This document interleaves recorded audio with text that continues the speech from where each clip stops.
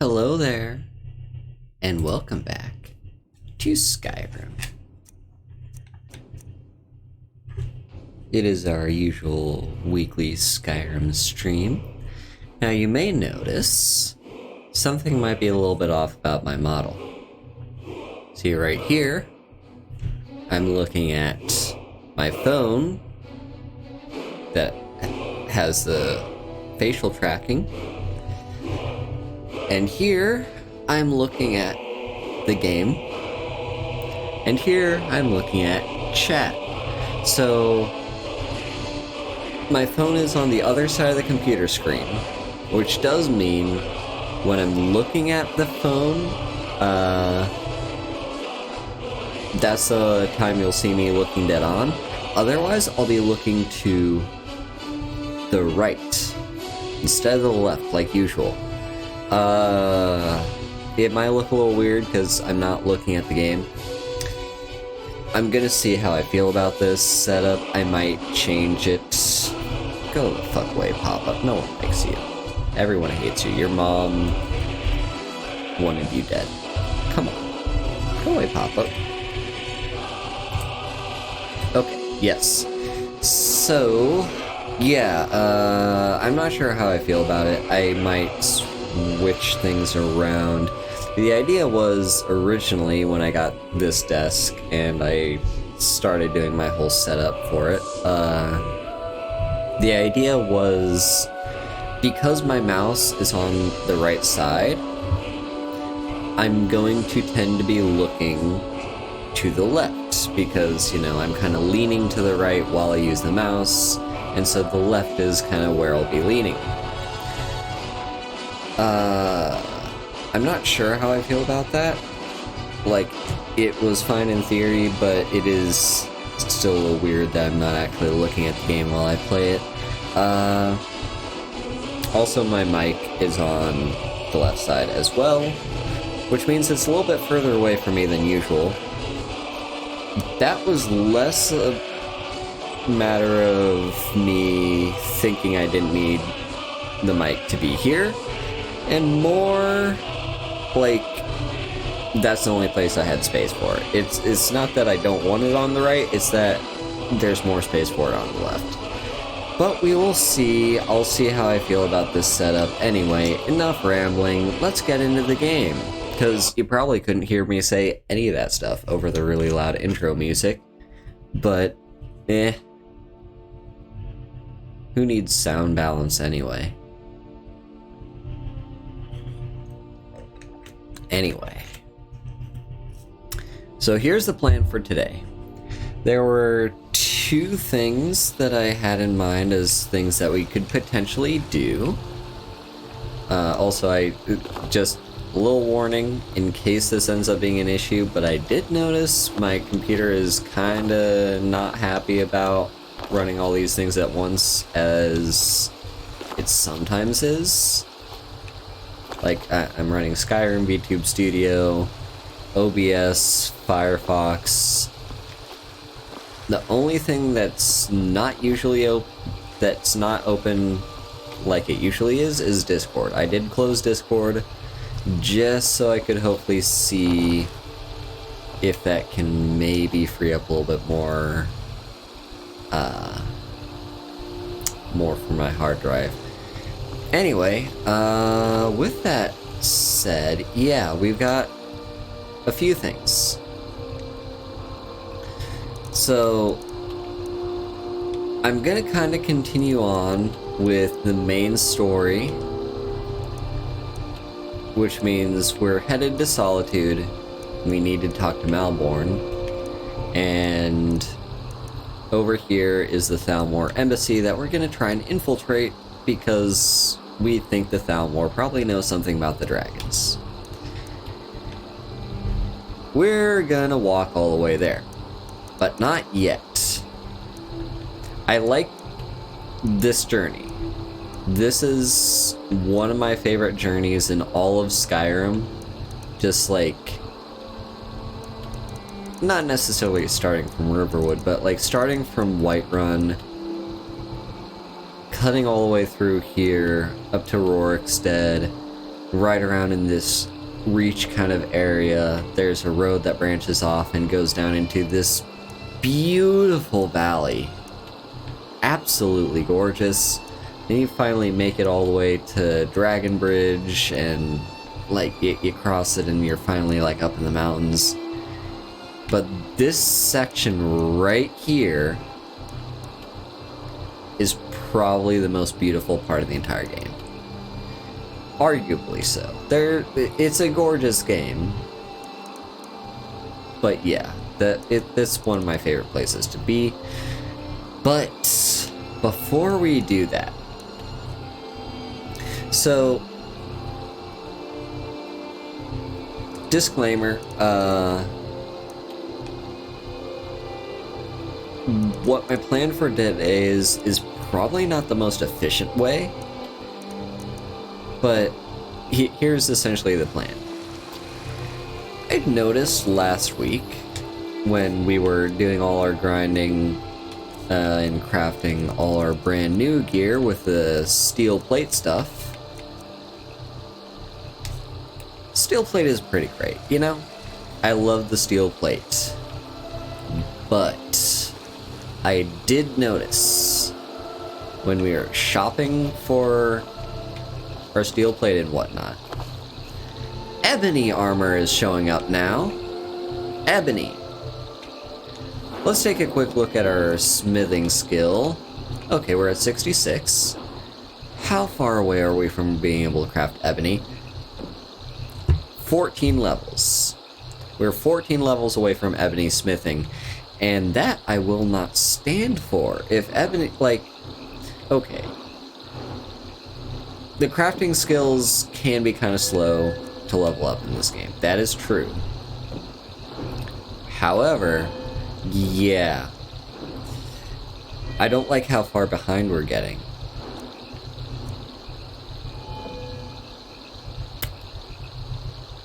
So I want to do a bit of grinding. Just a little bit. This, maybe not the entire stream, but I would like to get my crafting levels. Oh god, I fell into the water. I do want to get my crafting levels to where I'm happy with them. And that is not the case right now. So, what's the best way to level up smithing? That's one I'm most concerned about right now. What's the best way to level that up? Well, on one hand, smithing is, you know, you can level it up the classic way, which is just iron daggers. You just get a shit ton of iron ingots, a shit ton of leather strips, and bada bing, bada boom, really cheap materials to just craft to your heart's content and get a bunch of stuff. That is not the most efficient way to do it, at least from what I've heard. I haven't done the iron dagger method since, like, my very first playthrough. What I'm gonna do instead is a slightly different method, and this is the jewelry method.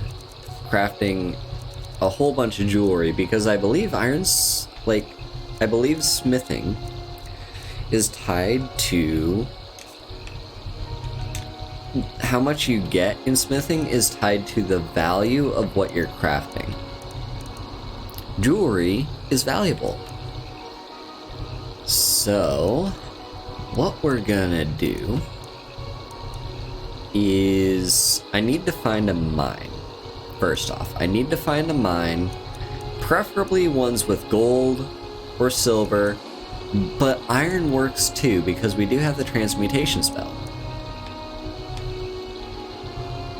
So, let's do some mining.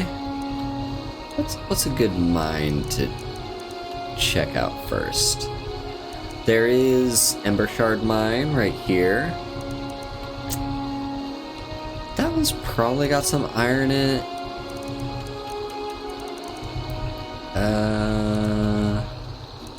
There's a few mines behind Whiterun. There we go. Halted Stream, Silent Moons.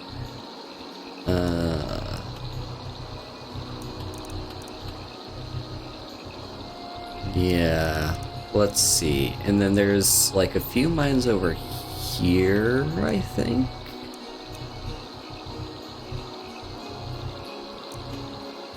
Lost Prospect Mine. That doesn't have much good stuff in it, though. It doesn't even have iron, does it? Like, there's a few veins behind a waterfall, but that's it. So, what about Dark Water Crossing? I don't know. I'll take a look around. First, let's start with Ember Shard, because that's the closest. Now, it does say cleared. But, I mean, how long ago did we clear it, really? Like, I'm sure the enemies have respawned. If nothing else, the ore veins probably have.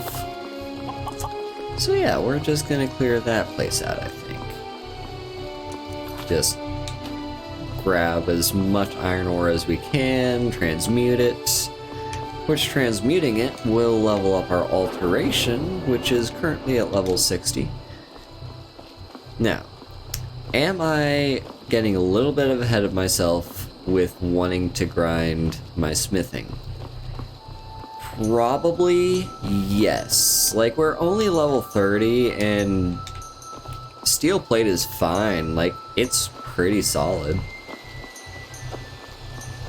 So, do I really need to go out of my way to do all this grinding to level up my smithing?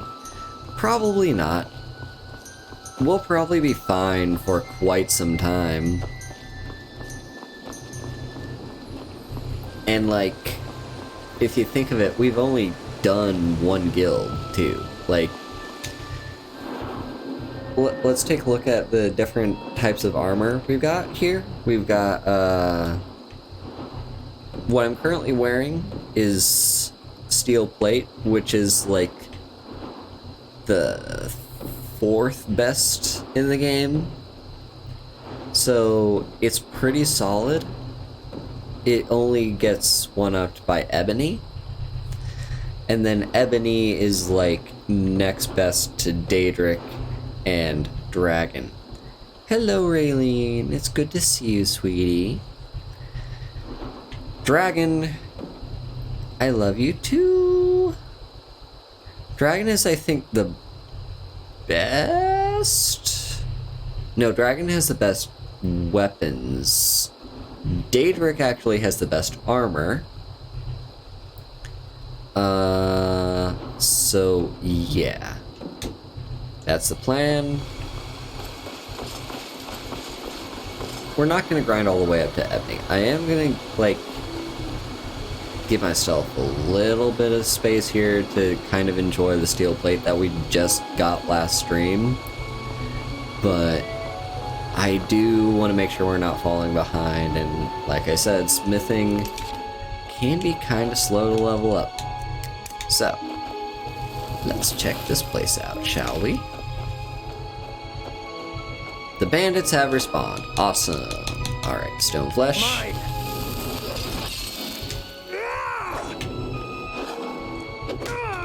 Oh, he just died in one hit. Basic bandit. Awesome. So, yeah. Just keep an eye out. The main thing we're looking for are ore veins. We want all the iron, silver, and gold that we can get. What the hell is going on, VTube Studio? What the fuck? You doing okay? I have no idea why I did that. Alright. Hello, game. I tabbed out of the game and it stopped detecting my controller. What the fuck? Hello. Yeah, this computer was not meant for streaming. Anyway, just keep an eye out for ore veins. That's what we're here for. hear someone doing some mining. There might be some ore veins down here. What was that? Hello. I'm gonna kill you. Come on. Time to die, hero. I'm trying to level up my blocking a little bit, but like... I mean...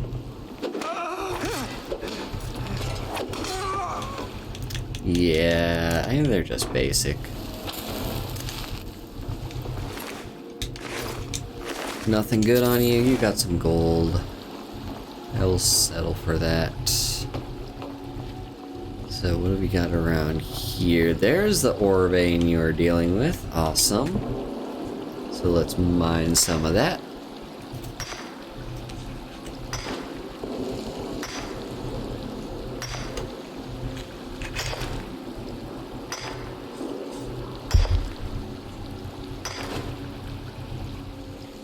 Sweet.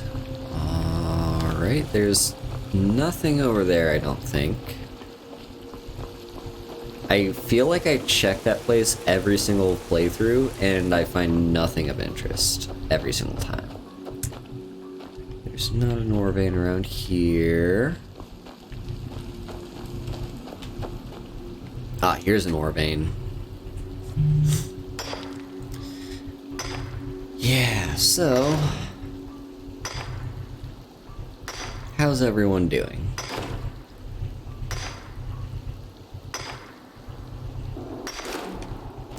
I am on the last day of my vacation. Sadly gonna have to go back to work tomorrow. You're doing good? That's good. Hello, Yin. Oh, did you get a gifted sub for Seahorse? But yeah,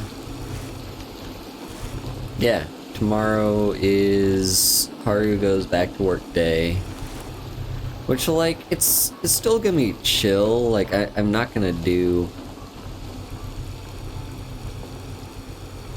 Really? That's interesting. Was that intentional, like for rebalancing purposes? Alright, I'm gonna recast Candlelight because I feel like it's gonna run out. And we'll cast Stone. Oh, wait. There's supposed to be bandits that spawn here. But I guess they didn't. I don't know, the game might be freaking out because I've already cleared this cave. So yeah, tomorrow, yeah, I go back to work. Okay, here's the bandit.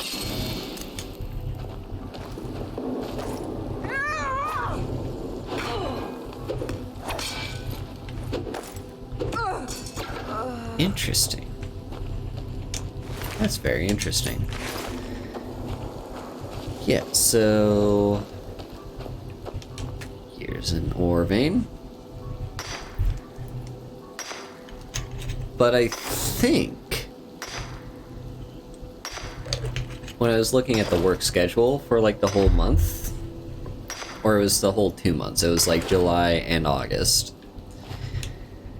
I saw there's a week in August before we reopen the school that the school, my interpretation of it is that the school will be completely closed for like, so they can turn off the power and like save money and energy and also probably do some maintenance stuff. If that's the case, I may be getting a second vacation here in a few weeks as well. So that would be nice if so. If not, like, it's still fine. Hello, Dresden.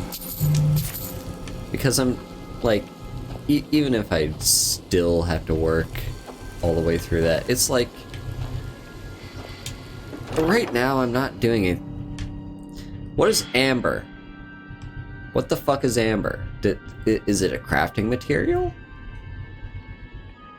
I've never seen this before in my entire life. I'm assuming it got added with the Anniversary Edition.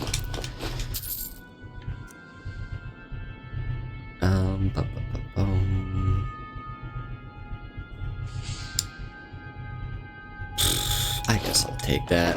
I guess I'll just do it for selling. Hello, Sabrina. Here's another ore vein. Yeah, I have no idea what... Amber armor? I don't know. I guess I'll check the smithing thing. Hello? I don't know why it stopped mining. There we go. Okay. Let's recast Candlelight. Frankly, I could beast form here. Just eat all these people. But, nah, that's kind of counterproductive to the fact that I want to be able to interact with everything. That's one of the things that I hate about beast form and why I really don't use it all that much. It's because my general, like when I'm going through an area, like a cave or a fortress or whatever, I want to be able to interact with and loot everything. So, like, I can't do that when I'm a werewolf. And if I transform back, I can't transform back into a werewolf. It's just incredibly inconvenient. So I rarely transform. Here's their shitting pot. Something I've noticed is, like, I feel like bandit encampments are kind of 50-50 on whether or not they'll have a toilet or not. Like, some of them, they put a lot of effort into making sure that the bandits had, like, you know, a place that made sense. Like, you know, they'd have a toilet. I can take you. And sometimes they were just like, we'll just let the bandits do whatever. Oh, there's Silver. I did come from Silver. Hello, Mama Iowa. Someone there? Over here. Yeah. Come and find me. I'll kill you all just as easily as I killed your friends. Cast some stone flesh. Hello. Why you still care? You're dead.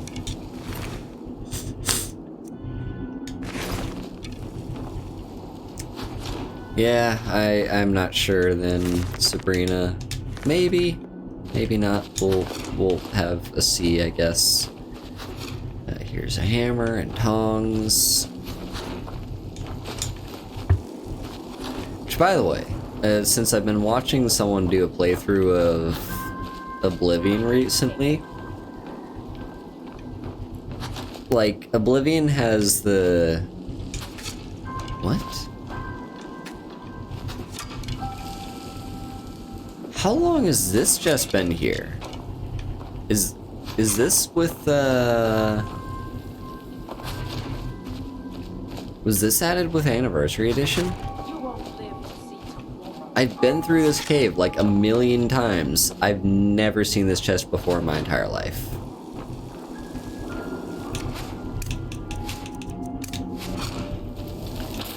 Yeah. Keep shooting me. All it's gonna do is level up my heavy armor. Here's an ore vein. Yes, I'm loving his playthrough. You remind me of my cousin's cat. Killed that too. It's so good. But yeah, it does remind me, like, Oblivion had smithing hammers, right? Like, to repair your armor. Imagine you just picked up Skyrim for the first time. Like, the year is 2011, it's November, and the game just released, and you've been playing Oblivion like all year waiting for the game to come out. So you picked it up from GameStop, I can take you. and you put it in your Xbox 360 or your PlayStation 3, whatever. and you boot up the game, you get through the intro, and on your way to Riverwood, you come to, you come across this cave. Embershard Mine, which is kind of designed to be your first little foray into solo adventuring because it's right there on your way to Riverwood. And so you come in here, and remember, this is after you've been playing so much Oblivion, and you see a hammer. What are you gonna think this hammer's for, huh? You're gonna think it's here for repairing, right? Wrong. This hammer is useless.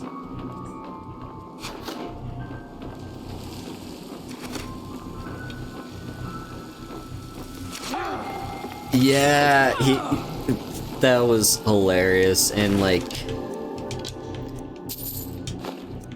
also like, I was totally waiting for all his stuff to despawn, because he put all his stuff in that box, and I was like, that is not yours. Like, it's gonna despawn. That's not a safe place to put all your stuff. And then it despawned, and I'm like, I fucking told you, it's gonna go. John is interesting. He's fun.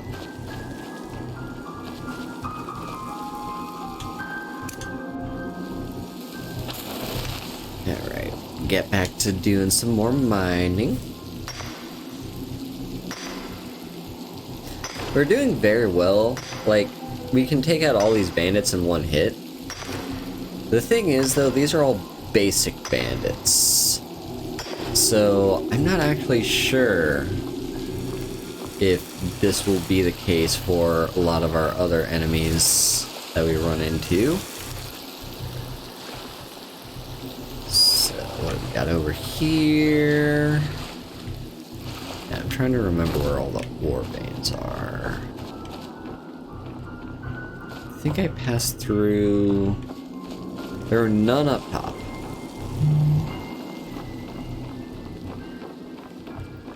Yes!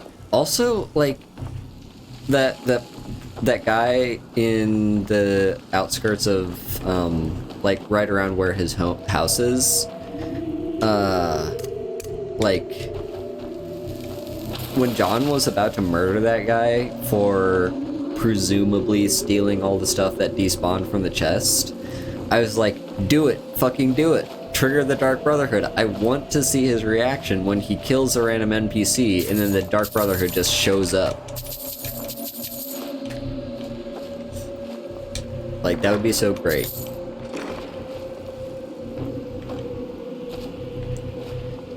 Right.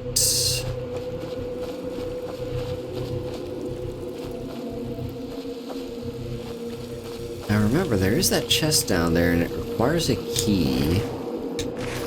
But I haven't found a single person with the key. So that's interesting. Is the key hiding somewhere? Is that chest not even supposed to be there? Possibly. Right, here's another ore vein.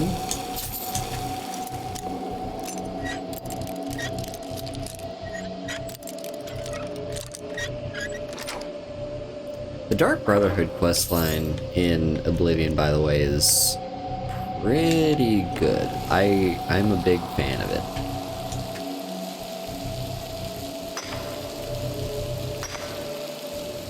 Yeah, I was watching a video essay. Like, there's a video essay series that I'm working my way through, and it's basically this guy is talking about, like, you know, the entire history of the Elder Scrolls in his experience, starting with Morrowind. Because I find, you know, a lot of people have their first Elder Scrolls game and they kind of stand by that one. So a lot of people stand by Morrowind, a lot of people stand by Oblivion, a lot of people stand by Skyrim, and there are people in the middle, and there are people who are like from the early days who stand by Daggerfall. this guy is one of the Morrowind people. Okay, you know what? This chest... I'm very curious about this chest. So, I'm going to... console command... just to see what's in here. Fuck you. I said unlock. Unlock. There we go. Unlock chest. Why the fuck was this locked? I have no idea. I was just gonna leave whatever it was in there. Because, like, I don't know, maybe it's like a top secret chest that you're supposed to find, like, the top secret key and find the, like, fucking, I don't know, like, the dagger of jubilation. That's, like, a one-of-a-kind dagger that, like, I don't know, makes people dance when you hit them with it. But, no, it's just some gold and some lockpicks and a potion, so I don't know why that was locked.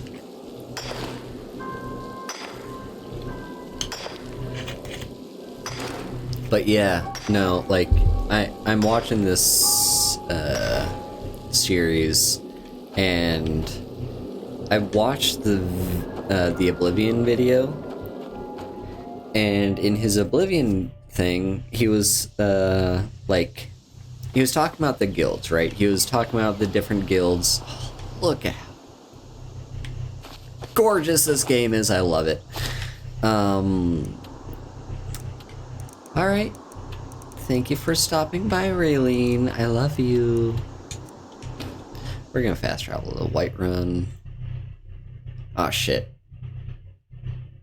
I should have walked all the way there, because I'm still gonna have to cast a spell to transmute all this ore. Guess we'll just do that in town, I guess. So, yeah.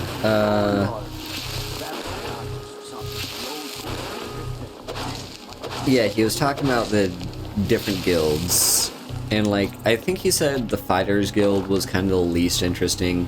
What is that? See that? That's interesting. Yeah, he was saying like the Fighters Guild is probably the least interesting quest line, and then... why am I even waiting for it to recharge? I can just wait an hour. Yeah, like the Fighters Guild has the least interesting quest line, and then like the Thieves Guild has a very fascinating quest line where like the end game is you're stealing an Elder Scroll. Yeah, I'm just gonna use the wait method. You're stealing an Elder Scroll, and like that's just fucking awesome. Then in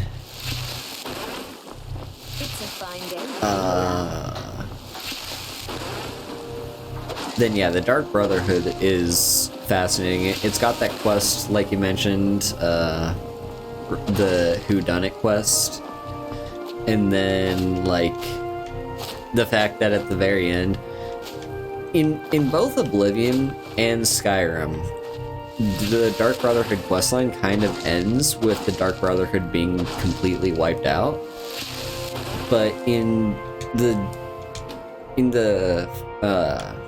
Oblivion, it's you who's doing it.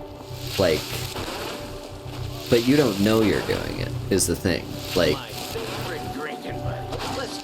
so yeah. Yeah, true. I was waiting for him to find that out. Also, I love how he's found, like... I love the little jokes he makes about the potions. Like, a carrot sandwich is a potion. You buy carrots and bread and mash them together, and that's a potion. Oh, you're a wizard? Oh my fucking god. Cast that spell just now, yeah? I was hoping you could make me invisible or something. Can you? Make me invisible? No, kid. I can't do that. Aww. And here I thought you could do it. Well, I'll just have to think of something else then. Bye. Wow, I feel like a dick. No fun. I feel like a total asshole not being able to turn this kid invisible. What the fuck? Yeah, so... Yeah. And then... Smile on your face. I like how they did the... I like how they did the Mages Guild as well. Like, there's the whole thing, the Arcane University, that you're trying to get into, right? And what you have to do is you have to go around and get recommendations from each individual guild hall in each major city. And like...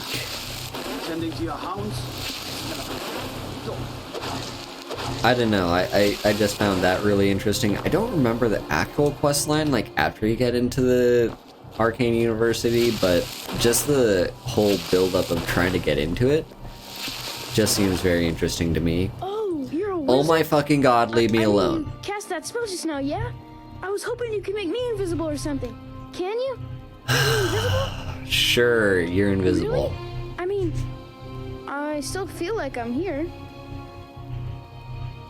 You're gonna Okay, get in great. so much Now trouble. I'm finally going to have some fun around here. Bye.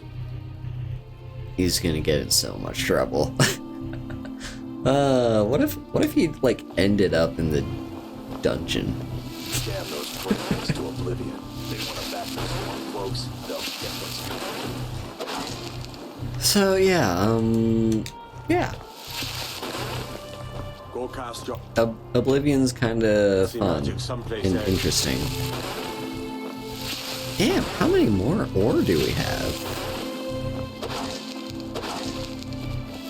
Also, we haven't gotten a single level out of alteration with doing this. Yeah, so...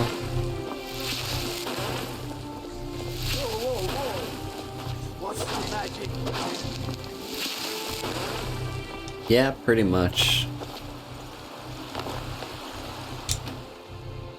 So yeah. Oh, I feel like there's something... Okay, no more ore, finally. I feel like there was something I had in mind that I was gonna mention. I think it had to do with Steel plate. Skyrim. That's a solid choice of armor. Hell yeah. I can't remember what I was gonna say. It had something to do with something. Lars, you annoying piece of shit. So, yeah, let's do some smelting, I guess. Okay, we can make refined amber, but what is it for?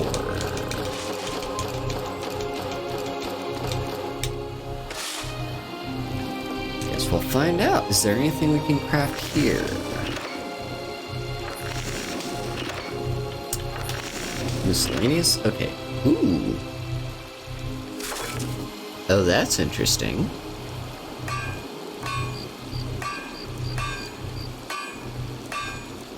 That's very interesting. Also, these two things are the exact same thing. It's just the bedroll costs one more leather, but they do the same effect. Animal collar, I'm gonna put that on myself. Animal pack. Camping supplies. Dark leather backpack. Fine leather backpack. Fire arrows, holy shit, those are cool. Fishing rod, I did see there was fishing in this game. Fur backpack, hunter backpack.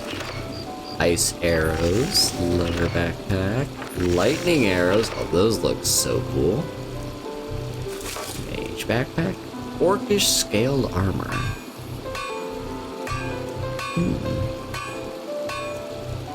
Yeah, there is orcish scaled stuff. I think I saw that earlier. Ooh, thief backpack. Okay, this one's different. Lockpicking is 15% easier. Okay. Yeah. I'm still not seeing anything that uses amber. Unless it's in jewelry? No. Orcish. Hold on, what? Brawler's Orcish gauntlets.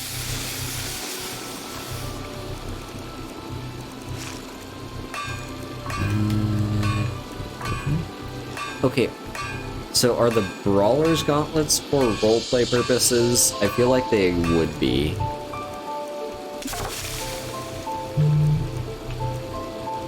It would be cool if they actually increased your unarmed, but I doubt it. I think they're just there for aesthetic purposes. Imperial armor, studded, iron, and hide. I'm not seeing a single thing that requires amber, so I'm not sure why amber exists.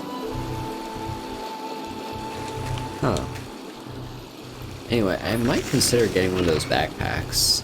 We'll see. Like, there doesn't seem to be a downside to it, does there? It's just you get more carry capacity and more regeneration. I'm assuming it takes up a separate armor slot from the rest of what you're wearing. So yeah. That's right. Anyway, let's do some crafting. And before I commit to crafting anything, I want to just check real quick. Drop a save.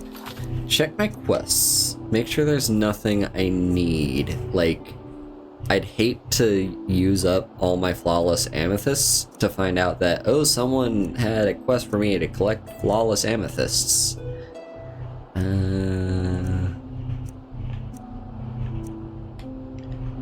Song of the oh yeah, I do still have to do that. I have to remember to do that.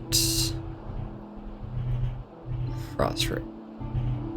I've been forgetting to do that. Where does it need to be delivered? Winterold. Okay, that's not going to be done for a while. Bard's College, Face Sculptor.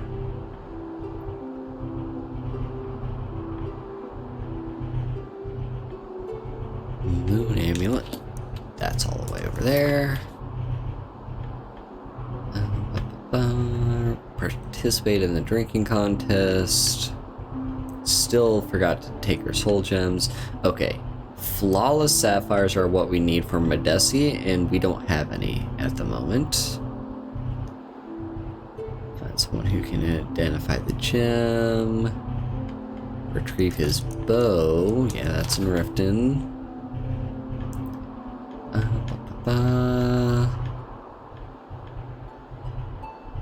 Okay, looks like we don't have anything that we need. It's only the flawless amethysts. I mean the flawless sapphires. Jewelry. So let's just craft the best stuff, shall we? What's the most valuable? Got 700. Yeah, that's all silver stuff. Okay, so let's do you. Oh, look at that flying up. Some gold ruby as well. Oh, that's so good. I guess I'll do gold sapphire. Gold jeweled necklace. And the rest we can all put in the rings. 69. Nice. Now, we've got one silver ingot. What are we going to use for? Amethyst is 180, 380. Alright, so I guess we're gonna use it on silver jeweled. Okay. I think we'll do one more bandit, like one more cave, and that should get us a significant progress towards being able to craft ebony armor, but that's probably not what we're gonna end up being able to do this stream. I don't necessarily want to grind too much. What I would like to do is wait until daytime. Because, here's the thing. with all that I have in, like, my crafting ability, like, with all that I crafted, I'm also wanting to boost enchanting a little bit, and that means buying soul gems, because I currently have none. I have 0 soul gems on me. But if I can buy some soul gems, and preferably not, like, grand souls, Think I got a clean mug around here just somewhere? because... I enjoy this work well enough, but I'm ready to I don't know. retire. I've been thinking of selling the inn to Isolde. Sure thing, it's Just yours give me for a my day. room. I'll show you to your room, right this way. Need anything else? Yeah. Just let me know. Fuck, I'm stuck. Help! Help me! Okay. Yeah, I love the ebony armor. The steel plate is really nice too. I love how steel plate... Hang on, can I find better lighting? Yeah, steel plate is so let me know good. if there's anything else you need. I love the steel plate. So yeah, let's sleep until daytime. I know we could wait, but I want the well-rested bonus. And it's only 10 gold. We're not gonna miss it. I ain't done. I can find 10 gold on a Draugr corpse. Very pretty day today. I love the lighting in Special Edition. Like, that's all the game really needed, was just better lighting, and all of a sudden, it's like, The plains outside Whiterun are ripe with game.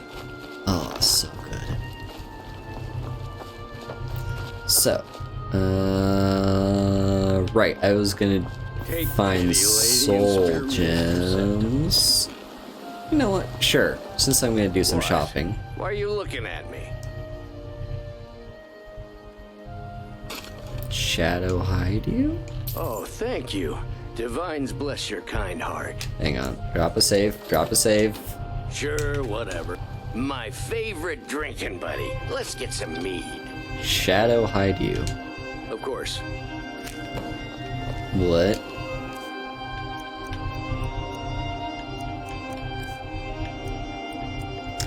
Stranger's note.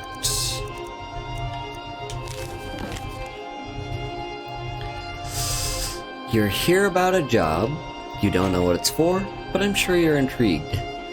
It's alright, you don't need to know everything just yet. There's a strongbox in Bully's house, placed on a dresser next to his bed. Find a way to crack it open. Your instructions for the job are inside.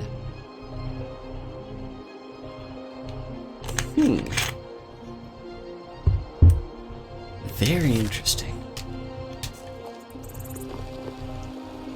I'm not gonna do that just yet, unless... Hang on. Where is... Is Bully in Whiterun? No, this isn't giving me a quest marker either. Who's Bully? Are they in Whiterun? I don't think they are. Spare coin for a poor old beggar. You know, there's... Wait, do we own Breeze Home? Did we?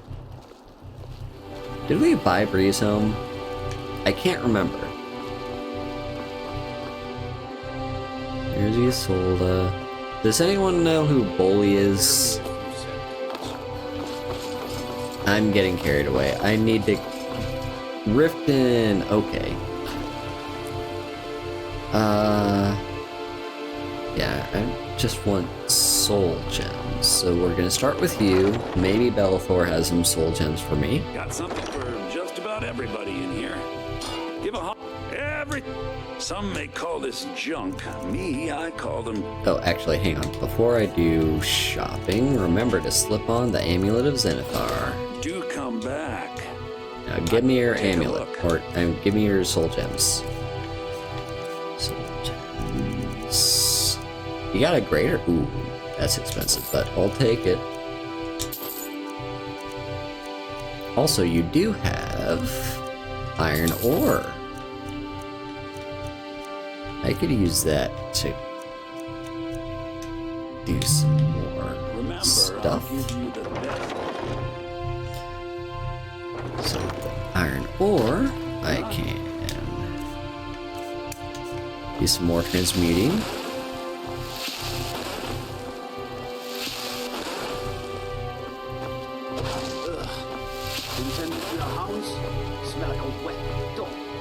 Alright, so we got our gold ore. Now I'm gonna do a little bit more crafting with the gold ore I just got. But, oh, I need to smith it first. Of course, smelt. I need to smelt.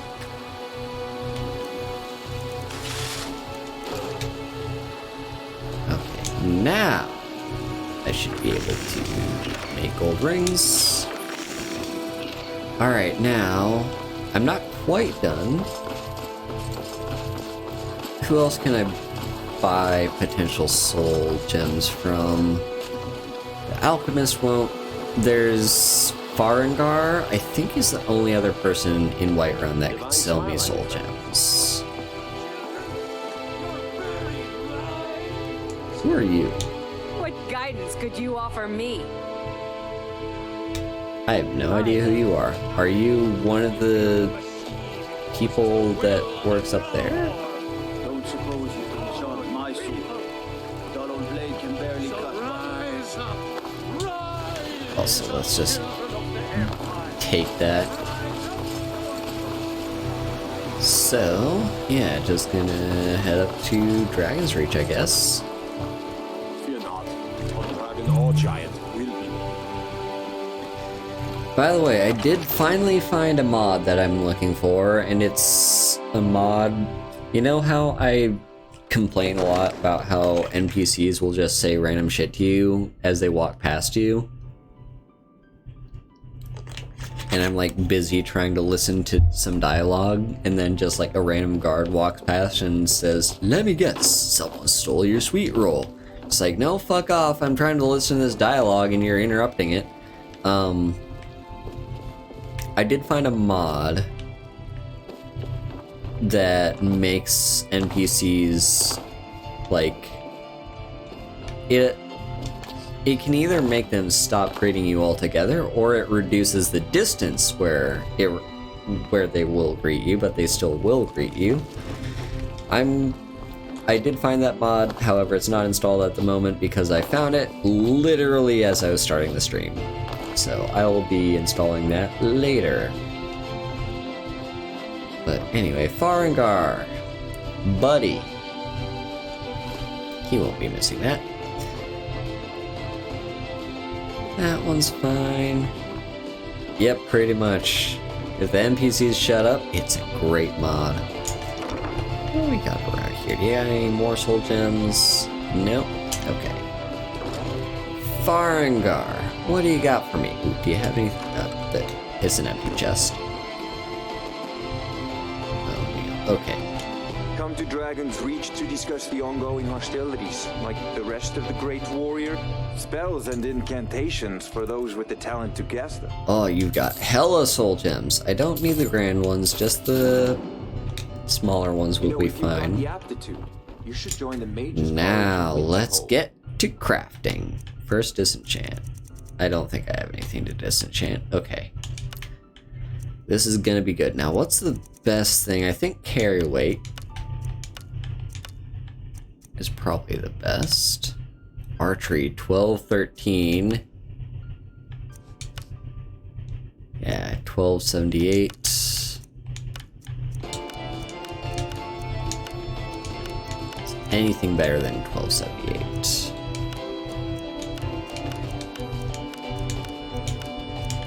Okay, yeah, fortify carry weight is our best bet. So I'm just gonna do a little bit of enchanting here with this stuff.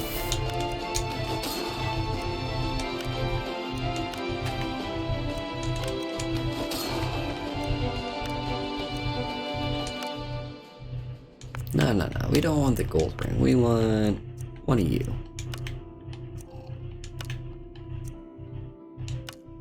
Hang on. Is it carry weight also for the necklace? Let me just check. 599, 612, 661, 675.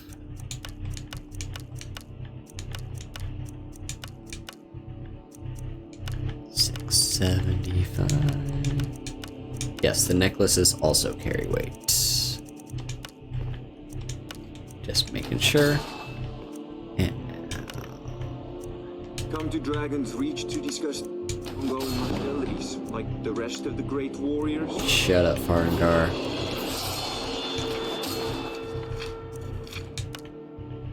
It seems this damnable conflict has claimed everyone's passions of late. Me, I prefer my books. Would There's you a like the stuff that I just crafted? I had you figured for a mage. One of which I think crafted you'll with a appreciate totally this. not stolen soul gem from your table. Just take all of my shit. And I'm not going to be enchanting all these rings, so you can take that. Cool. You know, if you've got the aptitude, you should join the mage. Yeah. If I got the aptitude, I should join the Mages College.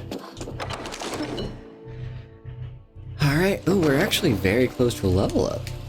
Oh, we have a level up. Nice, let's use it. What do we want?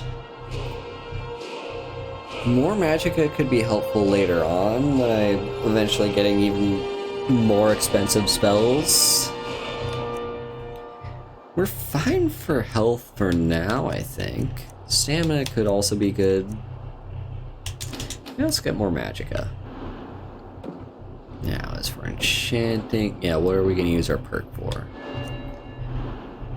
Can't use it for smithing. We could get Arcane Blacksmith, but how much are we really going to need Arcane Blacksmith? I don't think we will that much, to be honest. Because, like, all I have to do is just craft the armor, improve it as much as possible, and then enchant it after. That's all I have to do. So I'm not gonna bother with the enchanting. Yeah, I'm not gonna bother with Arcane Blacksmith. I feel like it's not a wasted perk per se, but it's definitely like less important.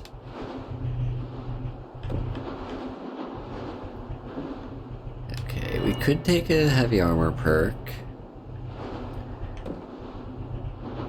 We've got kind of all the block perks we want for now. We could go like the bashing direction, but I'm not really too interested in that. Don't want any of those. And then there's restoration. We could take a... Okay, so what are our options? We've got recovery, which I like recovery, but I don't think we really need it too much. It's just kind of a nice to have. It's more important if you're an actual mage character, but we just kind of use spells. Same with respite. We could go for adept restoration. We're not really using restoration much these days, are we? Because we're kind of tanky. We can take a lot of hits. Like, we still kind of might struggle against magic users, but we got a lot of hit points. We'll be fine. Mage armor is not going to be useful to us at all. However, adept alteration. I would like, because we are going to want to upgrade our alterations at some point. So do I go adept alteration or magic resistance 2?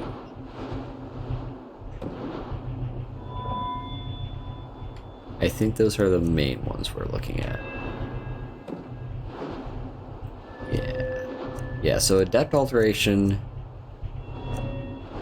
or magic resistance 2. I think I'm gonna take adept alteration. Yeah. It might not be super useful for now, but later on, I think the next guild we're gonna hit up is the College of Winterhold, just because I think we're about ready to get better spells. We need, like, Stoneflesh is fine, but at level 30, I'd like to start being able to use Ebony Flesh soon. Now, what else do we have? Oh, I was gonna sell to random people, yeah. Please tell me you have news of my son. Take I'd a like look. to sell you shit. Okay. Oh, you don't have any money. Can you buy anything? I guess you can buy a couple of my gold rings. I'll give you 2 just out of charity. Have I even started the quest line with you? Because we are gonna be heading up to Solitude soon. I'll come back to you. You take care of yourself now. I do want to do that quest, or like get it started at Belthor. It's 11 o'clock. Why is your shop closed?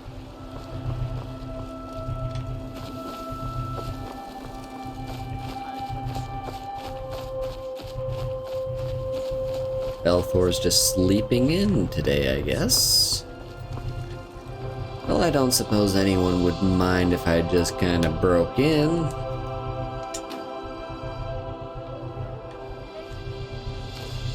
Yeah, he is still locked. I guess I'm gonna break in.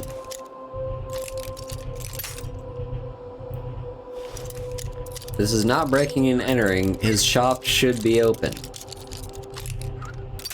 I'm acting like a Karen right now. Like if the store is supposed to open at 8 o'clock and it is 7:59, a Karen would literally just lockpick the door to get inside. Hey, Belthor. I'd even buy trinkets, odds and ends, that sort of thing. Okay, I'm gonna make all my money back here. Just watch. Don't need that. I do need those. Don't need that.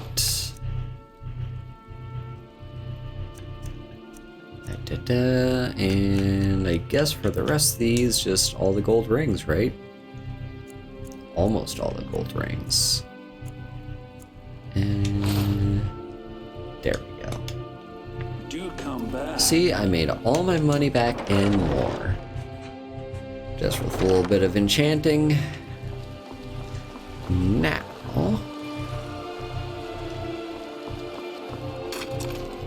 where to now?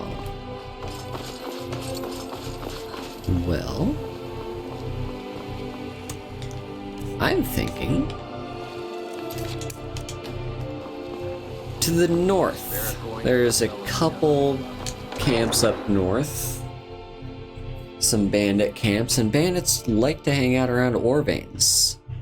So we'll find probably a couple more ore veins up there. We can do a bit more crafting, level up my smithing skill a little bit more, and yeah, that should be good.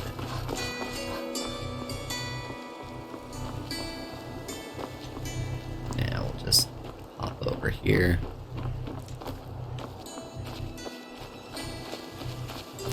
Have I ever mentioned that Whiterun is beautiful? Because Whiterun is beautiful.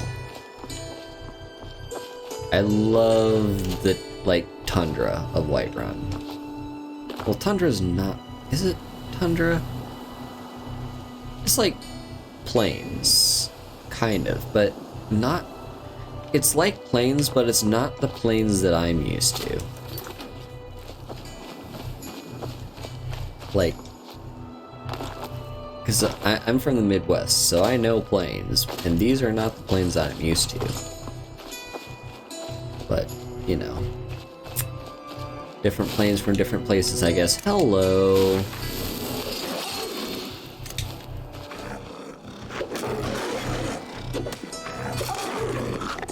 Alright, so the saber cat goes down in a few hits. That's fair. Like, Riften is beautiful. But, yeah, I don't know. Also, hello, Jeremy. Riften is beautiful, don't get me wrong there. I just really like this kind of open feel, you know? Like, there aren't too many trees closing you in. You can see all the way to the end of the horizon, and, like, everything is just gorgeous. That's why I like Whiterun. Riften is great, but Whiterun, in my opinion, is better. But like I mentioned before, and you're gonna see later when we do this whole journey all the way down here, there's some wonderful scenery to be seen, like, right around here. But we'll get to that. We'll get to that. For now, we gotta do more grinding, which means more bandit killing, which means getting other stuff. Yeah, true. Like, my favorite snowy part of the map, I would say, is probably this area right here. Like, the area behind the mountains, kind of along the sea, like, right around Winterhold and Starthal. Like, this spot is, like, the best snowy area, in my opinion. Although I do kind of like, you know, this little mountain pass here. Yeah, there's just a lot of really great stuff. And, like, I just remember this interview that I've heard with Todd Howard when he was talking about, wow, this bandit really doesn't care. There we go. You let me get a little bit too close.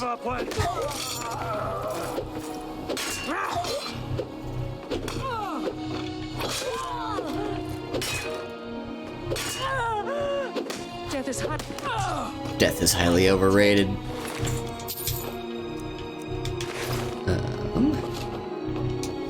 Yeah, so Todd was saying, like, when they were designing Skyrim, they were like, well, how do we make it interesting? Because Skyrim is supposed to be like a frozen wasteland.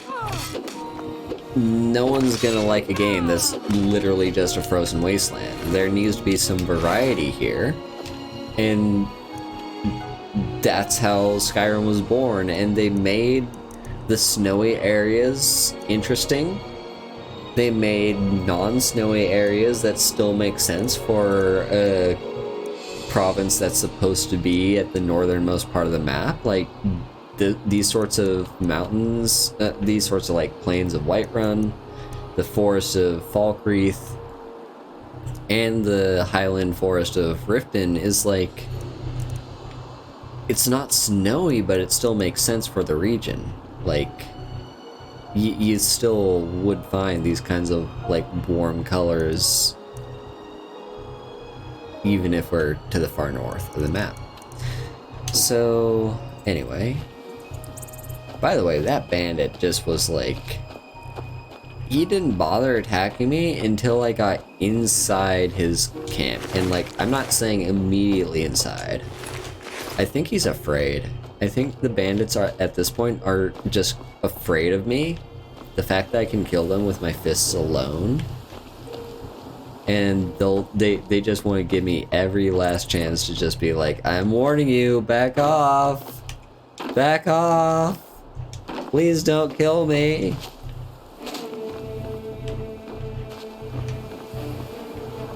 Yeah. I'm kind of a god. So, we got chests. Oh, there's nothing interesting in there. I wonder if we've looted this place. Well, like the bandits have respawned is the thing. But none of the loot has respawned, which is a little concerning for the veins.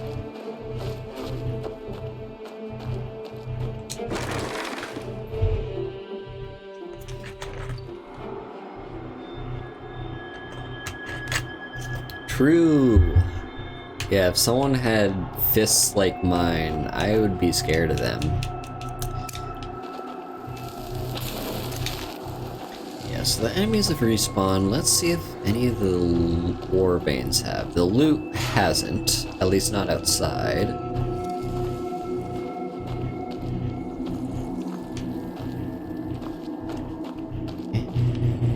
Okay, the enemies haven't respawned. Damn it. Okay, this place is not gonna bear any fruit to us, unfortunately. Seems like it's been too recently since I cleared it out, so it hasn't respawned anything. I guess we could just double check the chest, make sure we didn't. Yep, okay. Let's leave, this is a silly place.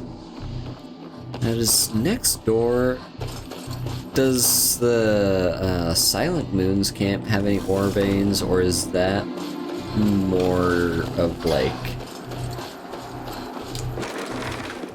an encampment?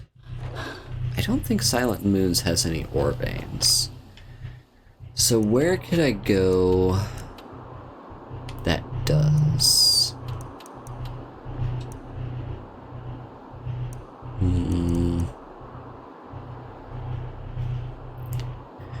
I know there's Darkwater Crossing.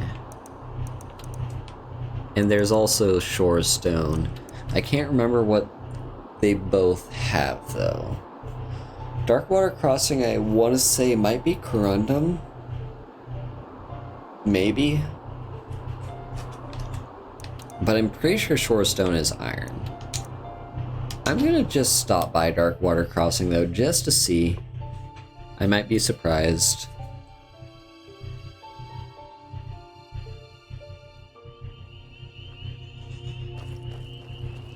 Why are the guards running? I guess they were just not in their spots. Okay, is Darkwater Crossing Corundum? Yes, it is. Unfortunate. That's not what I want. But, you know what? Thanks for looking after Hrefna. Oh, it's no trouble. She's a smart little girl. Might talk your ear off, but she's fun. Well, I know she thinks never should have come here. What? Dragon, I was just trying to vibe and listen to the conversation. What the fuck?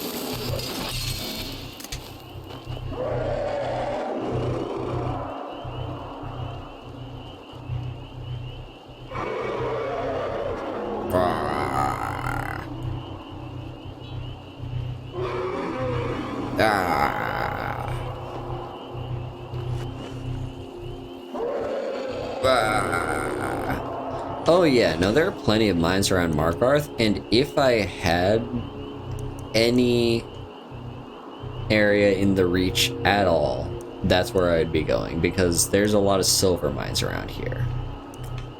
The problem is, I haven't been to the Reach yet, and I don't want to start that journey, because I kind of like to control where I go in Skyrim, because I know everywhere I go I'm gonna be pummeled with quests, and I want to kind of take them on one by one as I come to them. And the next stop on our journey is in fact Solitude, not Markarth. So sadly, all the silver mines around here we're not gonna bother dealing with at the moment. Anyway, this dragon is being an asshole and interrupting our conversation. Yeah, how do you like that, buddy?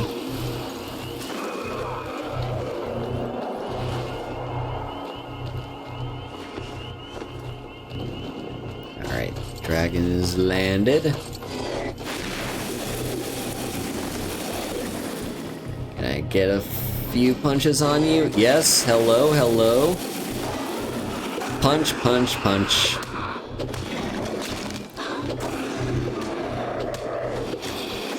Get back down here, you coward. I'm not done with you yet. I'm not done with you.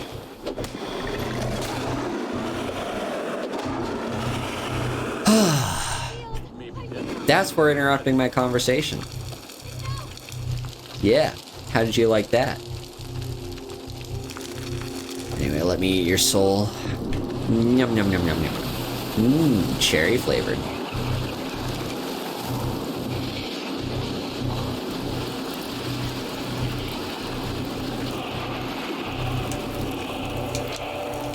And I'll help myself to your bones as well, because I am going to need those when I get around to crafting.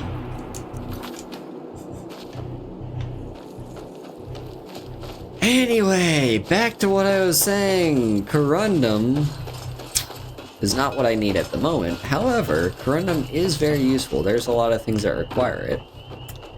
So, I don't suppose they'll mind a few of these going missing. Just, you know, they might have gotten misplaced, you know, knocked around in the dragon attack. You never know. In fact, I just saved these people from this dragon. They should let me help myself to whatever I want. I'm just saying. Let's check out Shore's Stone next, I suppose. There's probably iron there. I know there's an ebony mine around here, like in this part of the world, which would be nice to have later on, but for now I don't need ebony. Alright, Shore Stone. Yes, iron, perfect. Oh, stop detecting me. Who's detecting me? It's you. I wasn't doing anything, I was just... reforming the Dawn Guard. Vampire hunter. I was just reforming the Dawn Guard. That's what I was doing.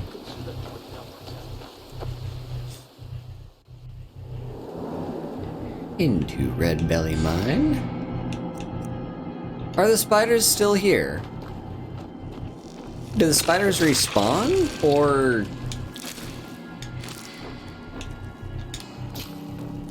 Or did I neglect to clear the spiders? I may have neglected to clear the spiders. That's not like me. I've definitely been to Shore's Stone. I'm fairly certain I did the quest to deliver the letter. Which means I would have come in here and cleared out all the spiders. What's going on past Haru? Why are there spiders here?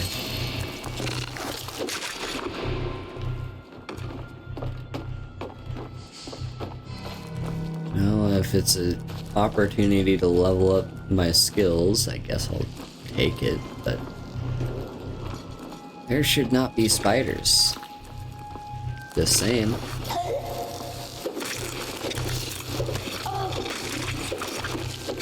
God, these things are fucking terrifying. I think that's it. The place is cleared again, a second time. Give me all your money.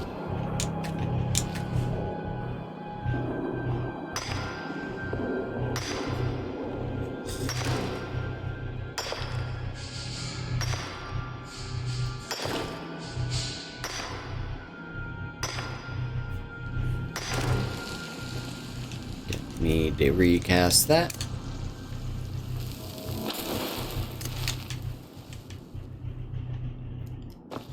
Any more ore veins around here? Not down here, doesn't seem. Oh, here's one.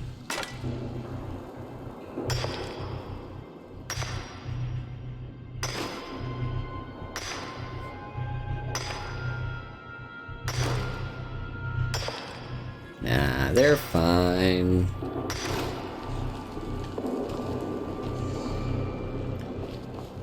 The spiders are fine, just kind of very creepy. Is there anything else around here? Nah, no more ore veins there, but here's more. Oh, we're gonna get a lot of iron from here. That's good stuff. That means more gems.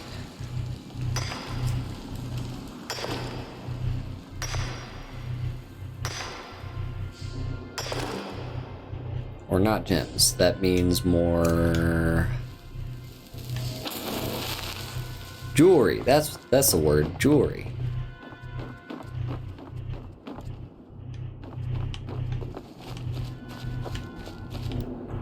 Okay, is there anyone else?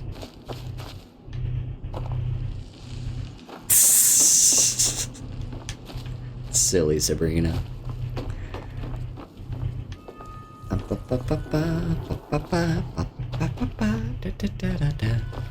I was just singing a random song and then it turned into the sound of Song of Storms, or whatever that one's called.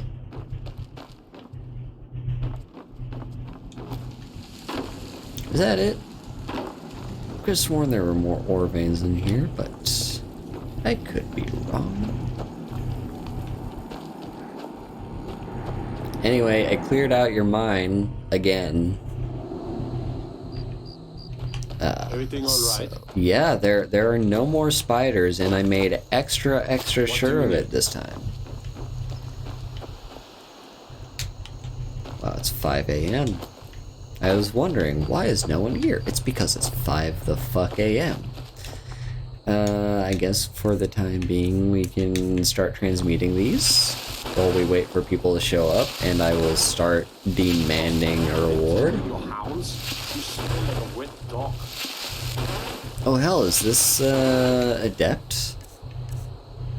It is adept. Awesome. So yeah, that perk that I got is immediately useful.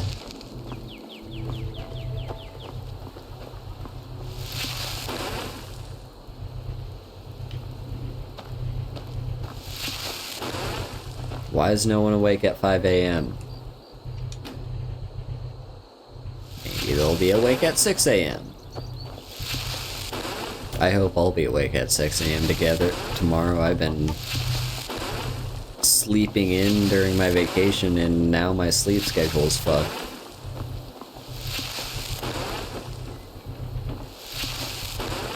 Like, if I could wake up at 7, I'll settle for that. But I have not been, like, waking up until, like, 8. And that simply will not do. I have to be out of the door at 8. I have to be leaving at that point.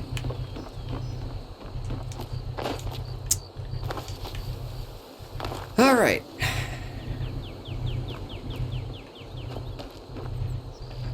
Yep, exactly. Okay, yeah, let me help myself to your ore.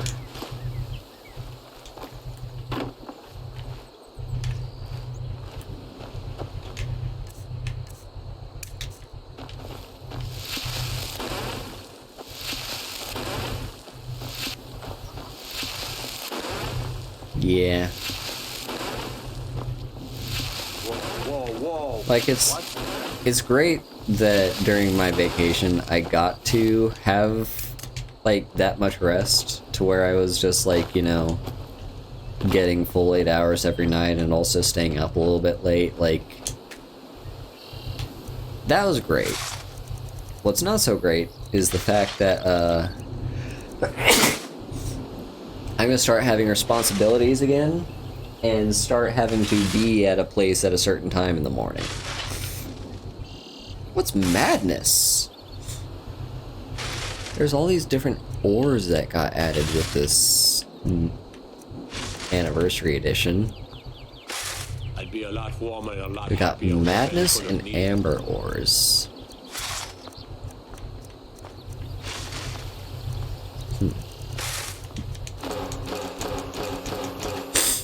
Well, let me smelt some gold, I guess. It's a bit of a shame that smelting doesn't increase your... it doesn't increase your smithing skill, but I guess it makes sense. Okay, let's craft more gold rings. Wow, that got me only one level. I'm gonna try... I don't know. 70 should be fine for now, right? So, yeah. Also, that right there. See on that compass, that dragon symbol? Or is it the mine? I think it's the mine symbol. But if you go through that mine, it leads to that dragon. That mine is, I'm fairly certain, an ebony mine. So we'll need to keep that in mind for late in the game when we are able to craft ebony. But for now, we can't. And people are still asleep. It's 7 a.m. It's 7 a.m. You have a mine. Why is no one awake? Can I go inside here? It's not locked. I'm just wondering, like... It's a fine day with you around. I've already helped you out, see? Making that trip to Dark... I might be a woman, but I can crack rock with the best of them. Be careful in there. You can take a nasty spill. Keep yourself safe, traveler. Well, I'll hope my... Ebony gauntlets... I don't want those, though. I want to craft them myself, because that will, in and of itself, increase my smithing ability. That's what I want. I want my smithing ability to go up. And then, once we finally get...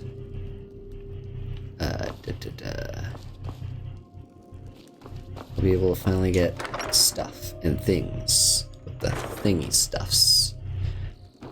So who is it that gives me the quest to clear out the mine from all the spiders? Because whoever it is, I did it. Was it you? Nasty little buggers, aren't they? There we go. Gone? Every one of them? Why, that's incredible. Finally, we can reopen the mine and put Shore's stone back on the map. Here, please accept this gift as a token of our gratitude. I don't think I've ever done that, I guess. The finest anyway, weapons do you have and armor. anything to sell me? Or buy from me, I guess. You can take that. And... okay, you know what? Don't kid yourself. Stone runs in our blood. Let's do some crafting, shall we? Maybe get the one with the bedroll, be a little fancy. So what we need is 3 iron, 3 leather. Don't kid yourself. May the gods take a look. Hello, Sarge. Yeah, seriously. I guess, like, the gold rewards are leveled. Yeah, let me just buy some of those. Also, you know what I just realized? I'm still wearing the Amulet of Zenithar.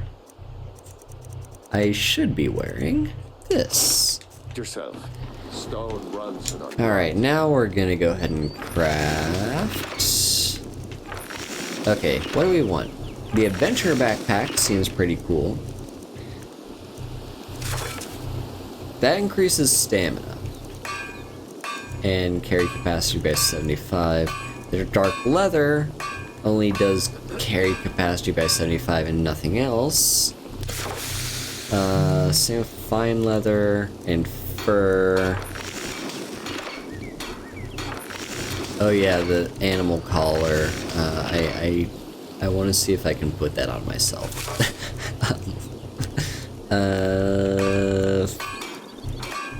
Bows do more damage, I don't care about that. Increases magicka by 20, and lockpicking is easier.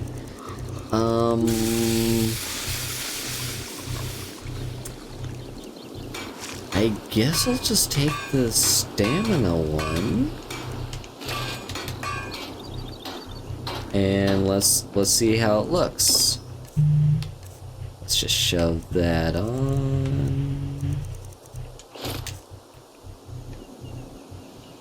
There we go. looks pretty nice. Actually, when I say it looks pretty nice, it's fine. It at least makes sense now where I'm putting all this stuff, because I'm not just carrying 300 pounds worth of equipment in my ass. Yeah, I'm playing a Khajiit. Oh, also, as for the mods I'm running, I'm only running a handful. Yeah, where can I shit? There we go. I'm only running a handful of mods. I'm going to be installing the mod that makes NPCs stop talking to me. I hate when I'm listening to a conversation and then a guard walks by and just says, "Let me guess, someone stole your sweet roll," and I'm busy listening to the conversation and now I can't hear it because the guard talked over it. So I'm gonna be installing that mod soon, but for now what I got the unofficial patch, the fantasy soundtrack project. It adds more music to the game on top of the original soundtrack. The AI overhaul, it does several things. I'm not really sure what kind of things they do. Yeah,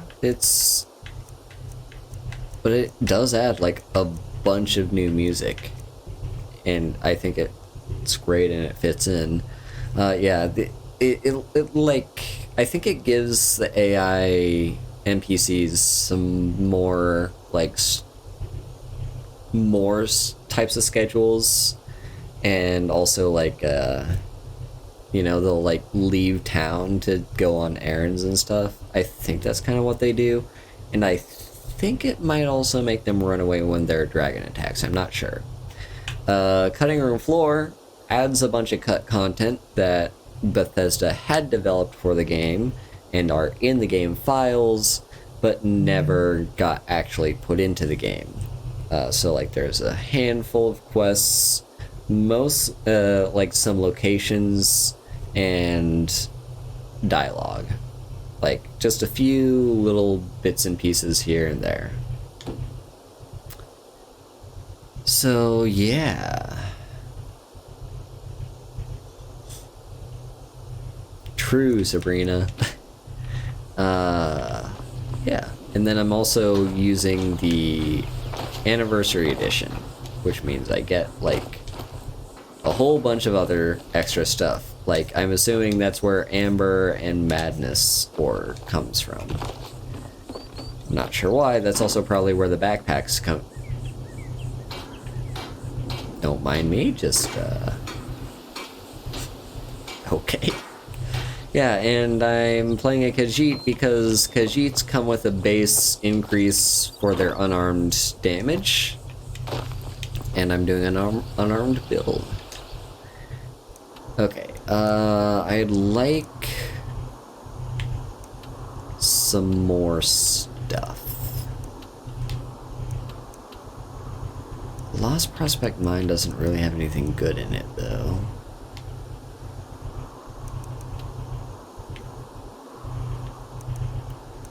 True. I guess I'll just have to rift in to sell some stuff. Yeah. Level 70 is fine for now, I guess. We'll maybe do more grinding after we're done with Solitude. Anyway, welcome to Riften. It is 11 a.m. If you're looking for a handout, you want to speak with my husband. Well met, friend. How can I help you? Seriously. Also, I wouldn't mind it as much if they only talked to me if I was walking past them. If I'm walking and they say something to me, I don't mind that nearly as much as if I'm standing still and they walk past me. If I'm standing still and someone walks past me, I don't want them to say shit to me. I want them to shut the fuck up. Yes, I do plan on doing the DLC at some point. I'm trying to decide the best way to do it. Because normally... Oh yeah, I do have a home already over in Falkreath. I've got Lakeview Manor. Yeah, normally... Also, I do have those dragon bones I need to dump off there. Yeah, normally when I play through the DLC, what I kind of do is I do them in order of release. So I finish the main storyline of Skyrim, I kill Alduin, and then I move on to Dawnguard and do the Dawnguard questline, and then I do Dragonborn. That's usually how I do it. I might switch it up a little bit. Maybe do Dawnguard in the middle of the main quest line, and then I'll do Dragonborn before that. Because the thing is, with the Dragonborn DLC, there's Stalrim armor, isn't there? Isn't Stalrim like... How good is it compared to Dragonbone and what's the Daedric? How good is it compared to that? Because I might be willing to give Skyrim. I might be willing to like go there sooner rather than later if the associated stuff I can get there is, yeah.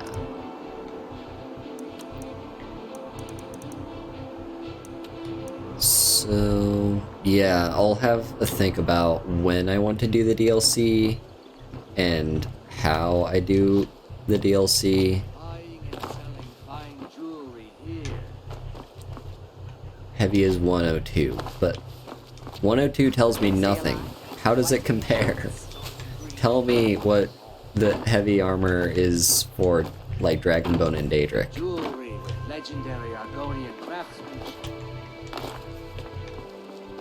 Dragonplate. Okay, so the same as Dragonplate. Gotcha. Okay. Yeah, I might consider that then. The thing is, the Dragonbone armor looks fucking awesome. The Stalrim armor is kinda eh, but I'll be willing to give it a go. Because I've never worn Stalrim before. I've seen it, I've never actually crafted it or worn it. Anyway, here's what I want to do. I want to buy more soul gems. If you're looking for a handout, you want to speak. Yeah, that is also true. Oh wait, before I do that, let me slip back on Zenithar. Morrowind? Have anything you wish to sell? See for yourself. Let me buy all your soul gems, please. All of them. Only the filled ones. Anything you can find. Same for You gonna buy something, or just here for training?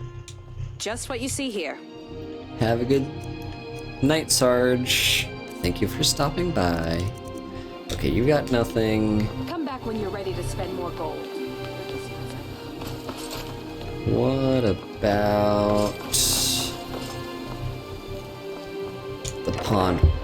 They've got soul gems, right? Because I've got a lot of stuff to enchant. So, can I take a look? Let's grab common, greater, and some petties. I have a lot of gold.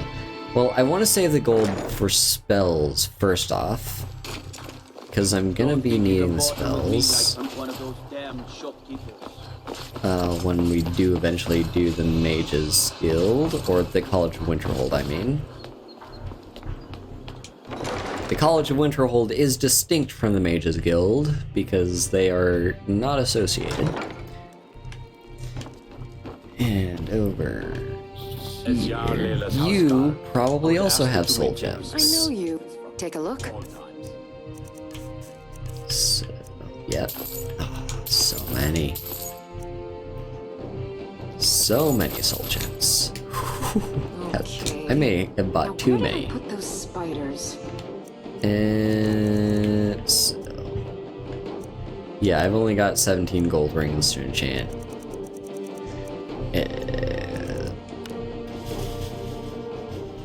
Well, that'll be enough, right?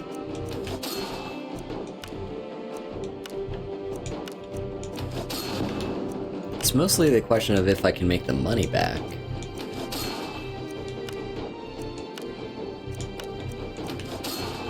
That might be an issue. We might be a little bit in the red.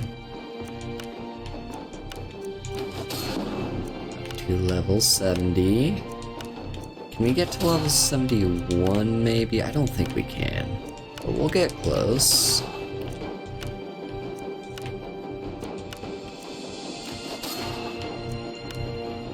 Just a few more.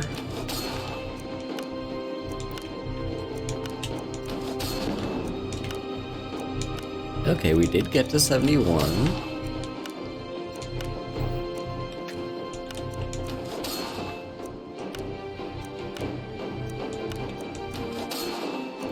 Also, I'm just remembering... Okay, there we go. I'm just remembering, since we did level up, Did we have we'll be able you wish to master to... the arcane arts. We'll be able to buy more, what do you call them? Training. We'll be able to do more training. Wow, I didn't even nearly make all my money back. However, I did make a bunch of levels off that, so that's something, I guess.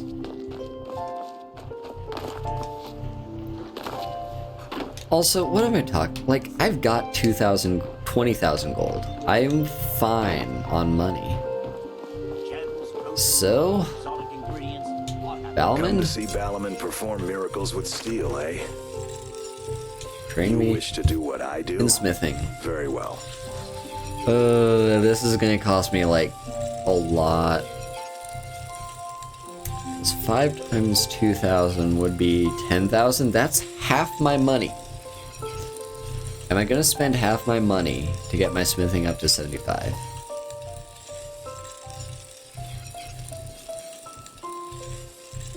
Yes. Right? We'll make it back. We'll make it back, I think. Probably. That hurts. Look at that.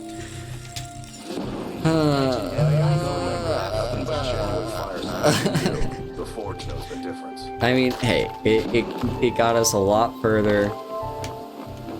Thing is, it saves us grind later down the line. Okay, with all that grinding done, I think we're about ready to begin our journey to Solitude, which means we're gonna need to start in Whiterun. Oh, before I do that, dump off the Dragon Bones. The Dragon Bones don't do me anything right now. So yeah. We're just gonna... Oh, I do want to check real quick. We've got... Do we have Breeze Home? Is that like our actual house?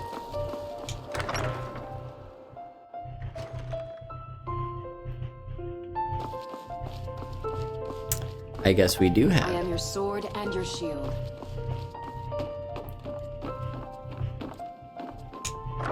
Have I been used? Yes, I... Oh my god, yep, this is... I've got a bunch of gold and silver. Okay, we're not ready to do it yet. I'm gonna do a little bit more crafting. But then, trust me, then we'll be groovy. I am going to store all these dragon bones that are weighing me down. Anything I'd like to store? I'm fine. Okay. We're almost ready. We're almost ready, and then we'll take a trip to Solitude. And yeah, okay. I just want to do a little bit, like, squeeze out as much as I can. Yeah, we've got okay. Let's do the gold. Craft a few more pieces of jewelry. 180, 380.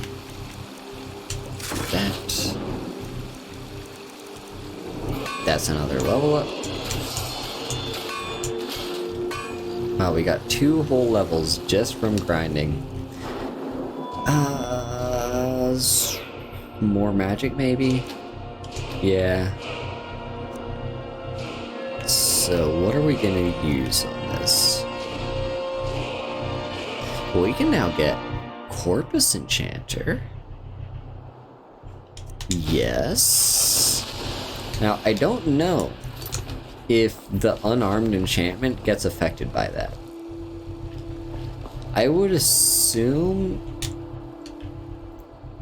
logically, it should.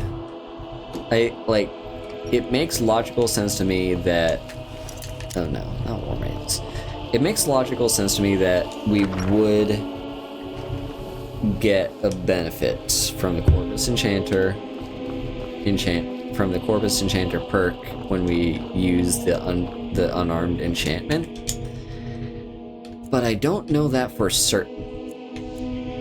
Anyway, we're gonna begin our journey at 5 a.m. And here's why. Oh right, I keep forgetting I got beast blood. It doesn't matter if I sleep or not. Here's why. 5 a.m., in my opinion, is the perfect time to begin a journey from one hold to the next. Unless it's like a relatively short journey, like Whiterun to Dawnstar isn't too long. Same Whiterun to Falkreath, you know, you can kind of get there. But for the most part, especially for this journey, I want to begin at 5 a.m. Also, let me check carry. Okay, carry weight is good. Because we're gonna get to see the sunrise on our journey. You know, right now it's dark. It's maybe a little bit light on the horizon, but for the most part, you know, the stars are still out. But when we're down the road, we're gonna see the sunrise, and it is gonna be glorious. Like that moment when just Skyrim gets hit with that golden glow of the sun cresting over the horizon is just chef's kiss. Did I just hear a dragon? I heard something. Also, we are going to be following along the road, because that is the best way, in my opinion, to begin this journey. But I'm gonna pause just for a moment so that I can use the toilet, and then we'll be back. So just gonna run a quick ad, and then we'll begin our journey proper.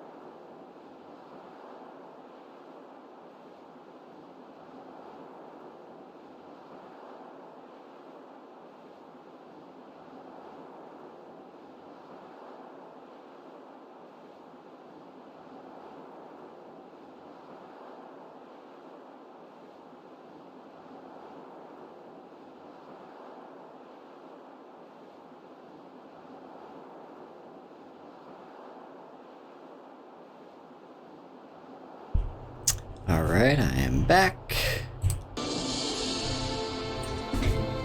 Also, I find it funny that I have, or wait, do I?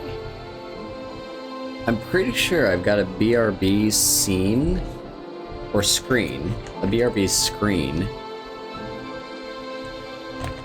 that I don't use. When I commission these layouts, I commissioned one that's like, I think one of them is a BRB screen, but I don't touch it.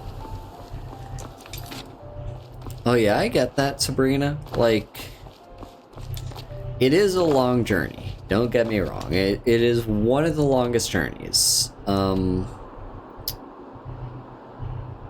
Longer would probably be Whiterun to Riften.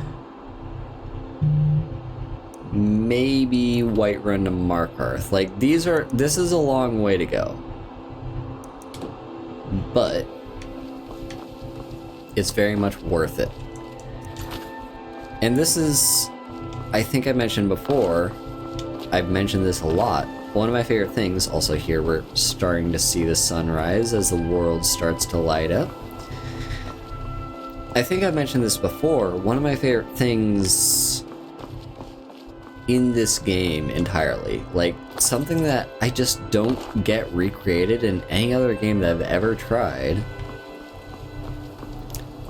is just the sense of adventure as you walk from one place to the next.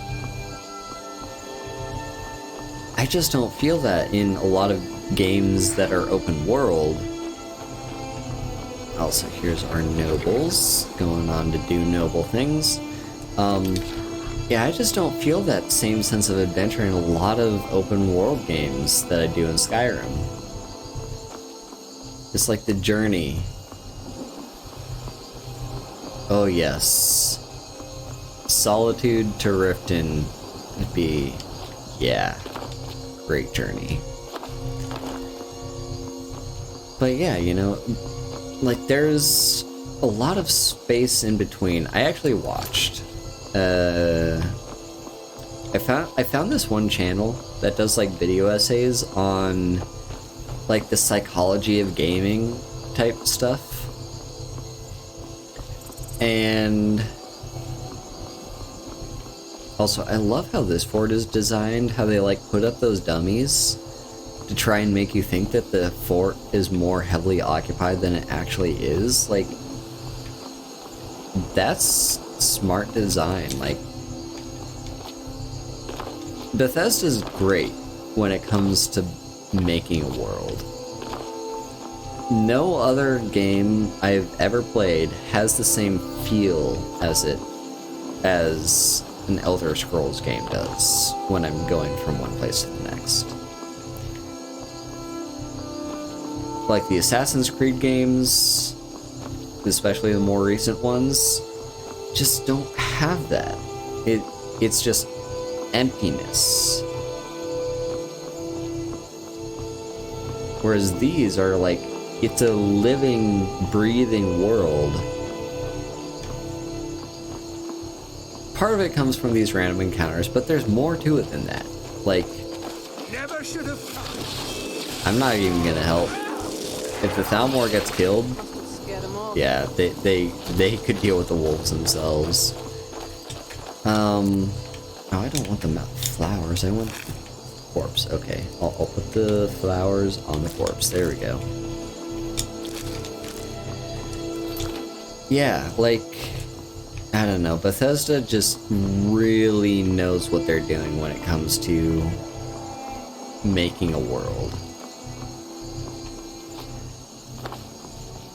And with that said, yeah, like I watched a video, and frankly the video didn't have what I thought it was going to talk about in the title. So why'd you join up with the Legion? My father was Legionnaire, and his before him. I guess I never considered doing anything else. Are we just going to ignore the dragon in the distance? What are your thoughts on all this? I signed on because I couldn't watch the Stormcloaks tearing everything apart and not do something. Most of my family disagrees with my choice. Yeah, see, like, everyone has their reasons for joining the Civil War, even if their reasons don't necessarily align with, like, the bigger picture. And I think that's fascinating. But yeah, the title of the video was, like, something along the lines of, like, the space between. And I think... So I've felt that what I like about... Oh, is that Alduin? I don't know, it's someone that's actually talking. They've got actual dialogue. Hang on.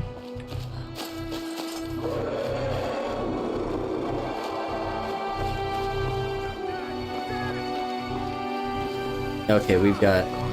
Oh, that's definitely Alduin. That's Alduin. Oh, hello. We're seeing a live dragon resurrection here.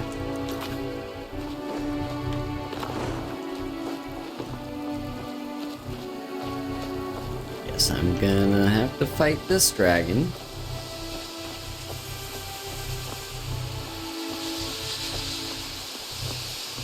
Maybe.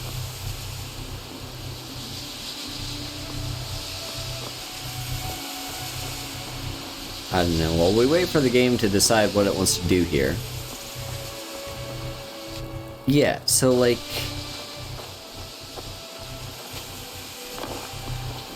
For the most part, I think the video mostly just talked about, like... When... Like, this person was more about,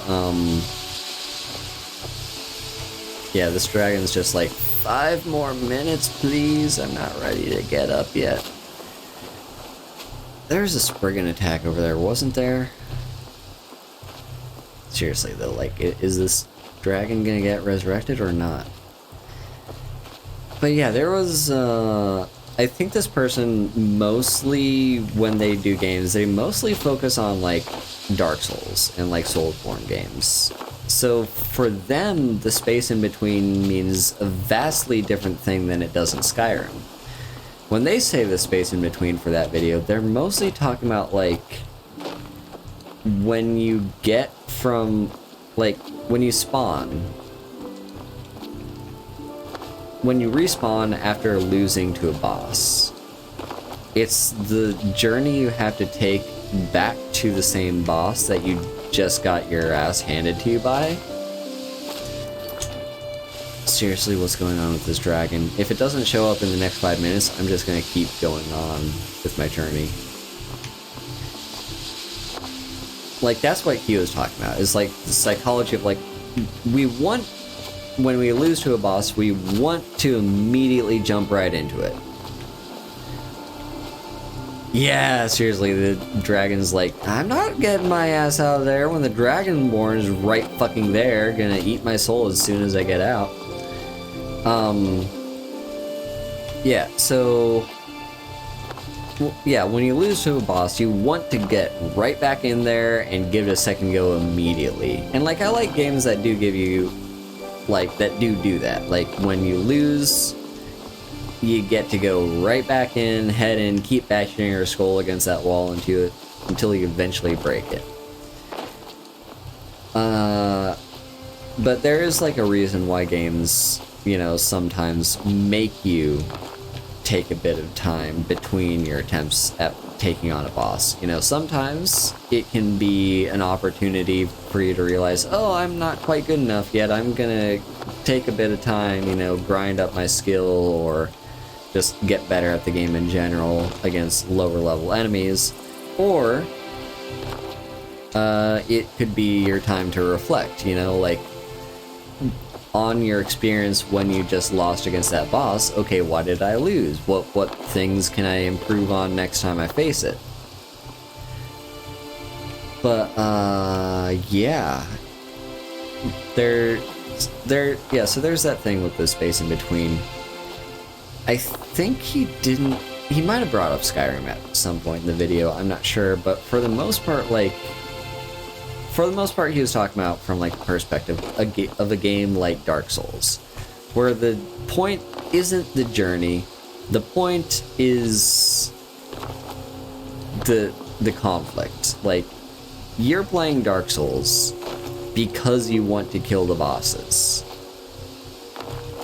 You're not playing Skyrim because you want to fight Alduin or because you want to fight Miraak. Maybe you are, but for the most part, I think you're kind of missing the point if that's why you want to play these games, because these are games you can sink hundreds and hundreds of hours into and still have more to do. And those boss fights take up maybe 2 hours of the game. Like, okay, if you include every single boss fight in every dungeon you delve into, then we might be talking 5 hours, maybe more, depending on how good you are at defeating those bosses. But yeah, for the most part, like, you're not playing this game to defeat the big bad. You're playing this game to go on an adventure. This is the adventuring game. This isn't the kill the big boss game. This is the world is my oyster and I'm gonna do what I want with it game. Anyway, this dragon does not seem at all interested in getting resurrected, so we're just gonna continue on our journey. Also, here's a road sign if we want. What does this road go up to? This is a road that I rarely use. Riften? The fuck you mean this road goes to Riften? If anything, it should go to Falkreath. Riften's all the way over here. What?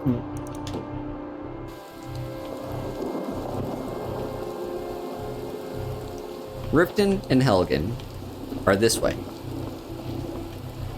Whiterun and Windhelm, this way.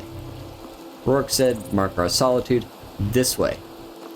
Not a single mention of Falkreath, which is presumably the next stop on this road.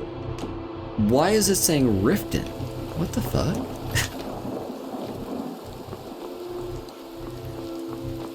Yeah, that's totally fair, Sabrina. And like, yeah, like, for me, every time I get back into the game, it's because I miss it.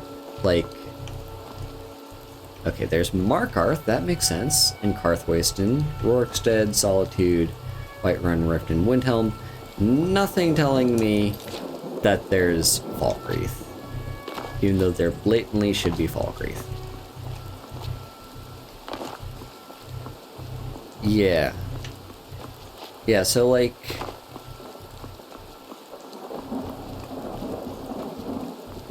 yeah, for the most part, like, when I get back into this game, there's a few reasons why I do.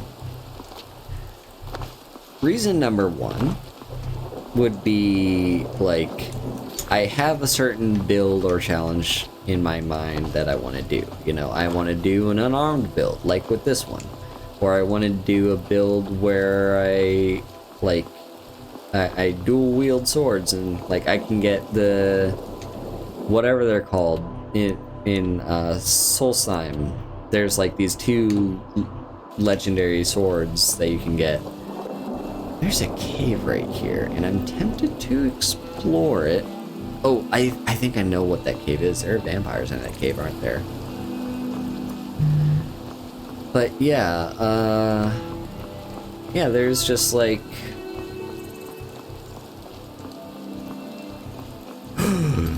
It's the mud crab! It's the giant mud crab! Let's do this. So, yeah, you know, there's like, all these different... Oh, you just were such a pushover. Yeah, so there's more mud crabs.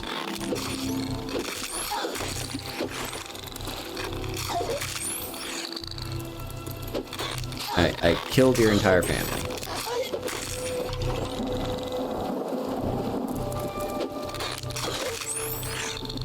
Are we good?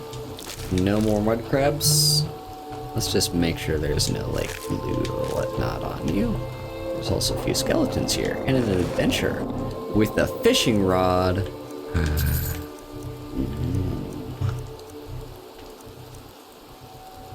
You know what? I'll take it. It's only 3 pounds.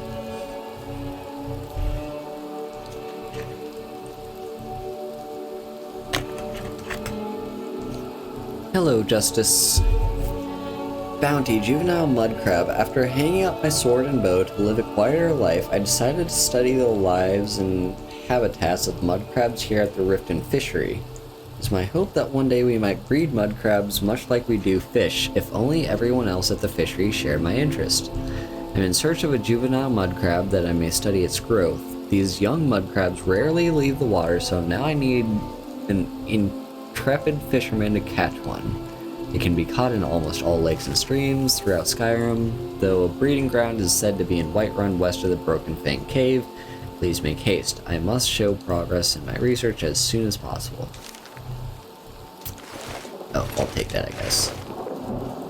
So that's related to the fishing questline, I guess, and there's more to the fishing in this game than I assumed when I heard that there was fishing. But, we may get to it, we may not, I don't know. I don't know if I want to do a, like, absolute 100% completion with this run, because that would take a really long time. And there's, like, more runs that I want to do. Oh, did the dragon finally get resurrected?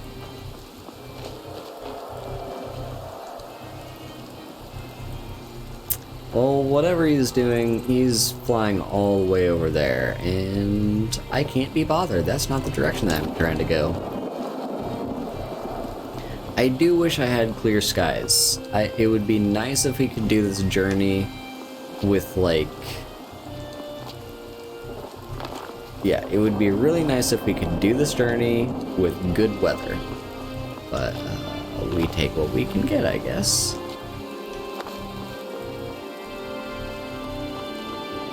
Yeah, you know, there's some interesting things you can do with the fishing in this game, with the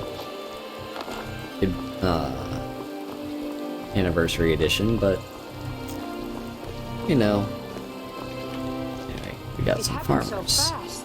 1 minute the dragon was there, the next it was gone. Everything was destroyed. Did you see where it went? No, I was too afraid to look. I don't know what we're going to do now. We have nothing left. Here's some money. You're too kind. Thank you. Be careful and stay safe. I don't even get the gift of charity for that.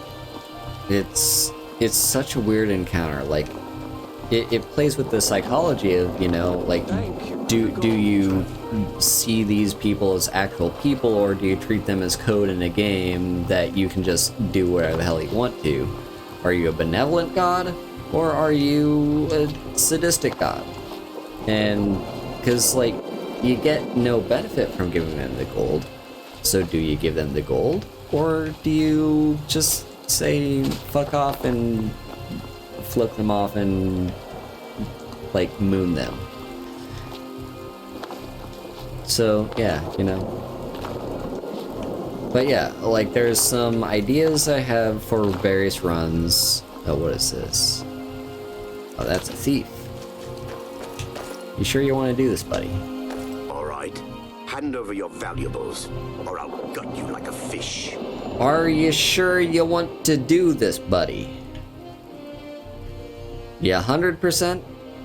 Walk away right the fuck now. Nice try, but you don't scare me. Well, you'll die braver than most. Never should have come here. Alright.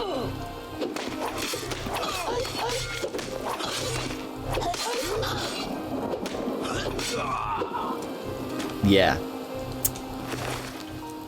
Yeah, that's what I thought. Anyway. The Skyrim bank mod. Interesting.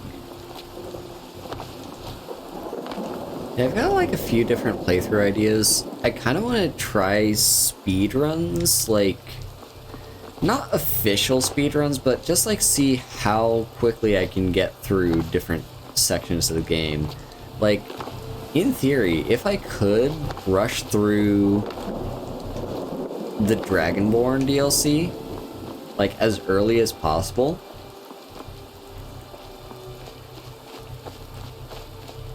I could get access to one of the best enchantments in the game, if I wanted to do that. I could also get access to those twin swords that I talked about earlier. That would be really great. Like, that's one of the things that I want to do, because there's, like... Oh, we've got a ghost. Golden Hills Plantation.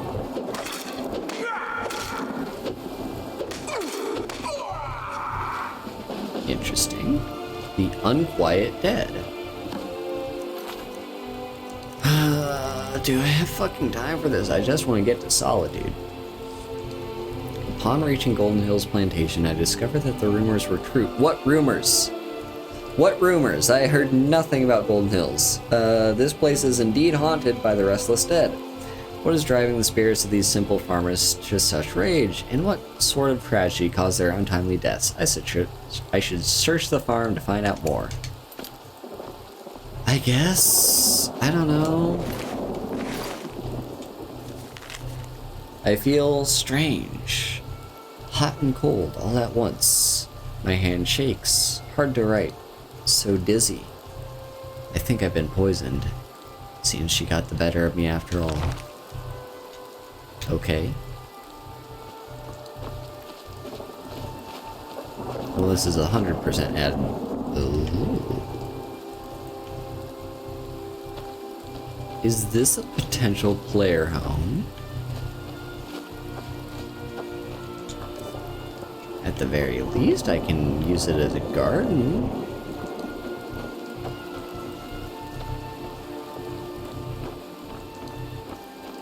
Interesting.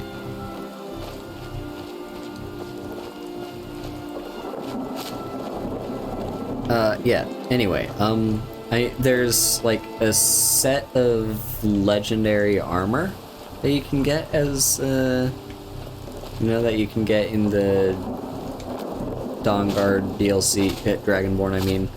So yeah, there's like several things that you can do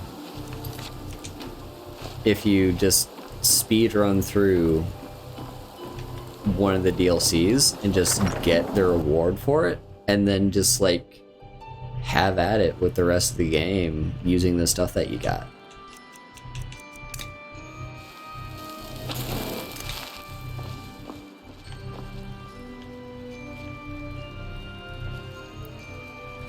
Interesting. There's a cooking pot, fire, candles are still lit. No, all this stuff looks recently lived in, but that could mean nothing. Here's a children's bed and a Nord Warhorn.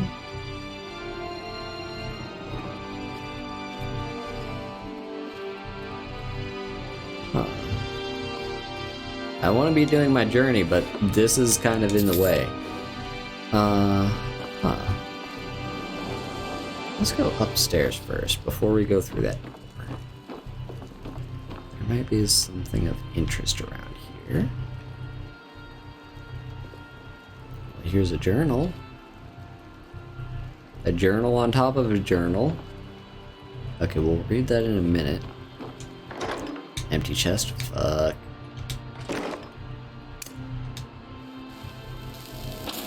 I guess I'll keep candlelight equipped for now. Okay, that's the door out. Let's read the journal.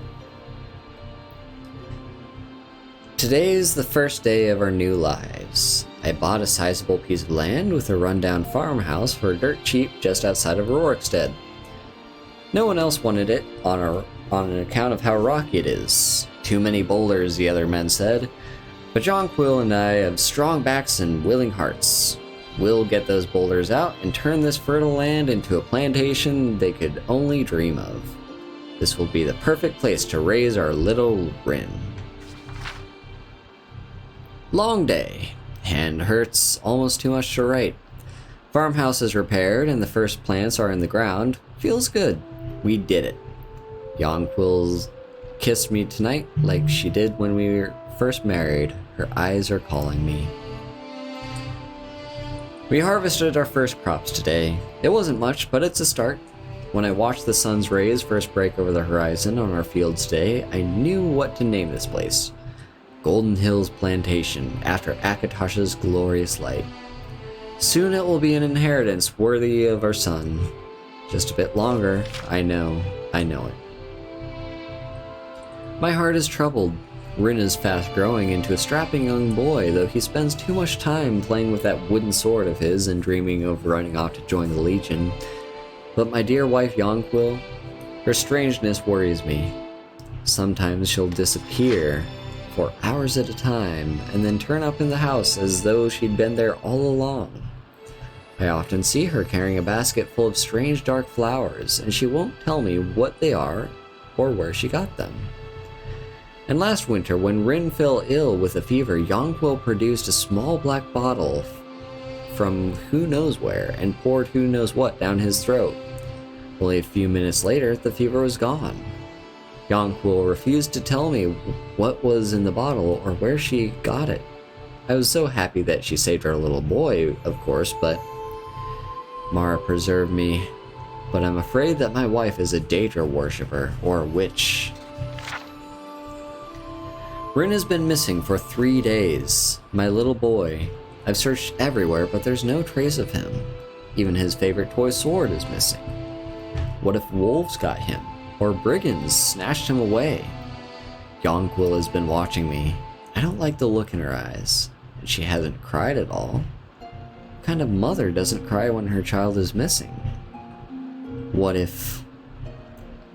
I dare not even put the thought to paper. It's unthinkable. I found it. I found Yonquil's secret. This is the place she's been disappearing to. The potions, the plants, the books, such evil and unnatural things I found down there. Divines help me, my wife is a witch. I didn't want to open her foul books, but I had to know. I had to. Deadly nightshade. That's what the plant is called, the one I saw her sneaking around with. She grows it everywhere in this hidden place. She must have poisoned my son. I've seen the sneer on her face, the laughter in her eyes as she watched me tear apart the farm looking for him. She was mocking me. I've never felt rage like this. I'm shaking with it, sweating with it. I know exactly what I've got to do. My son's spirit whispers to me, demanding vengeance. I keep an axe by the door for dealing with wild animals. It will do for dealing with a witch as well. Interesting, some dark stuff happening here. I guess we go through this door and see what's down here.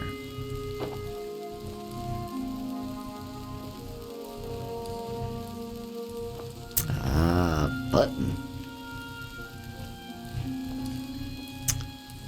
Okay. Aha.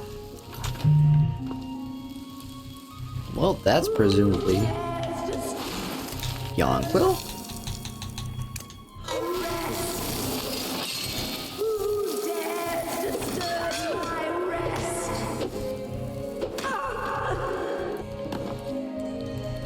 Okay.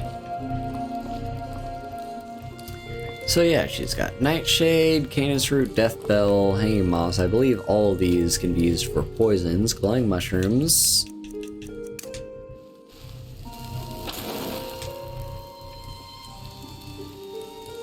Any interesting books? The Song of the Alchemist, and I believe that's one that I want for a quest, right? Hang on. Yep, Lammy wants a Song of the Alchemist. Okay, so I've got that now. Anything over here of interest? It'd be really nice if she had like fire salts or something. Death bells. There's an alembic. I'm not sure what that's useful for.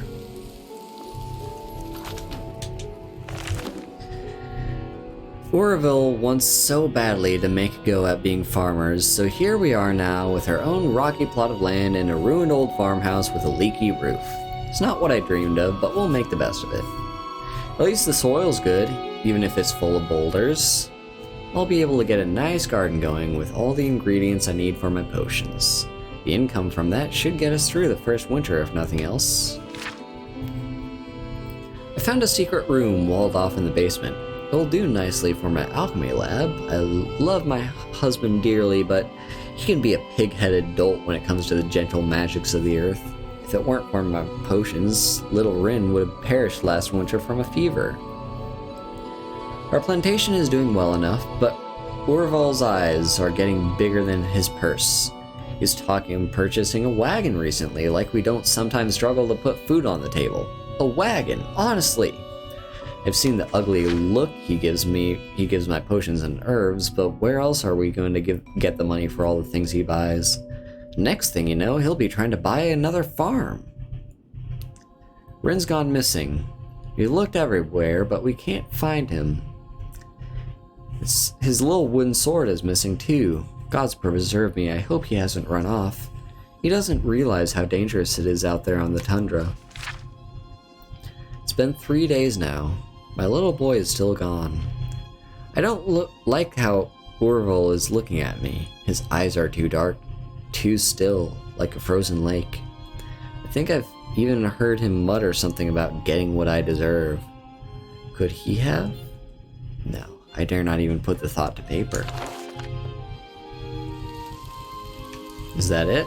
Is that the quest? I guess we have to find out what happened to Rin. So it seems like neither of them were at fault. You know, she was just doing these potions because that's what, you know, that was just her hobby and what she could do to keep making them money, because, you know, this farm isn't exactly the best money maker. And, you know, when Orville lost their, like, when their son disappeared, Orville was just like, I'm gonna kill her. It had to be her. She had something to do with it. I don't like her witchcraft. So now, I have to find what happened to the sun. It's not showing me anything on the map. Could it have been Rorikstead? Or what about over here? I feel like there's a few things we could look around here. Oh yeah, there's plenty of crop. Like, we can make so many crops here.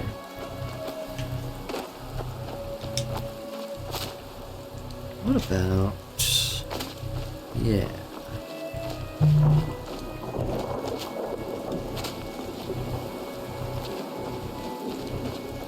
So we've already been in here, but is there something new?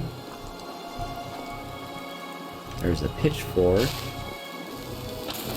Let's get a better look. Yeah, just a pitchfork and some hay.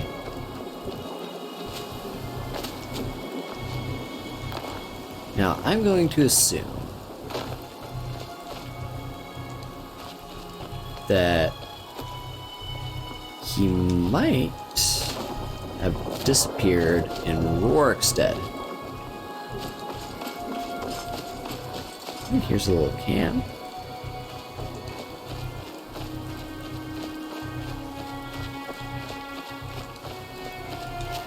Maybe.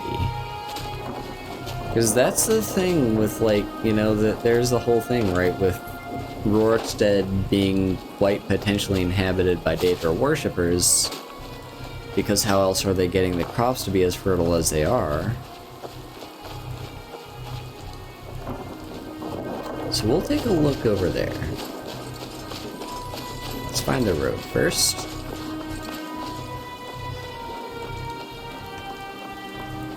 I would like it for it to stop raining, if possible. That'd be great, but can't choose the weather yet. Maybe it disappeared around here. Let's just take a look real quick.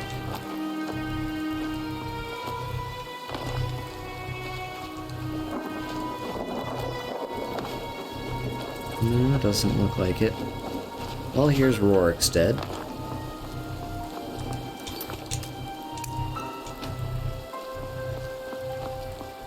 So, let's find out. Maybe there's something of interest here. It'd be nice if, like, this anniversary edition, like, fleshed out Rorikstead a little bit more, or maybe the what do you call it? Cutting room floor mod. Either of them.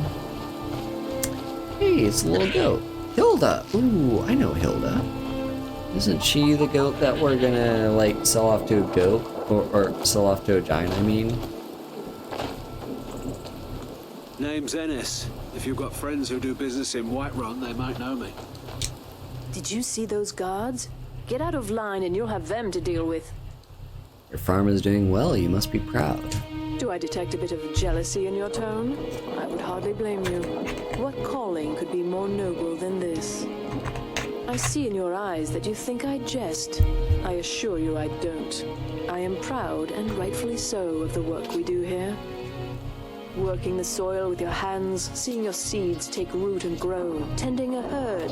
There is a joy in honest labor you won't find elsewhere. Where do you sell your surplus crops? In Whiterun, mostly. Ennis handles the business arrangements, but I know that he has a few purchasers who give us a fair price. Ennis prides himself on his shrewd business schemes. For my part, I'm far happier working with cattle and crops than with people.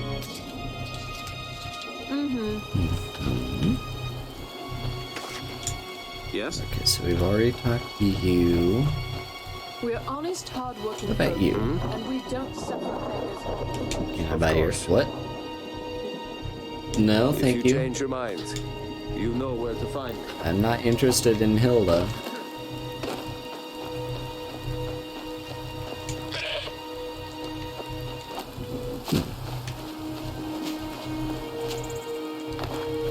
How about you?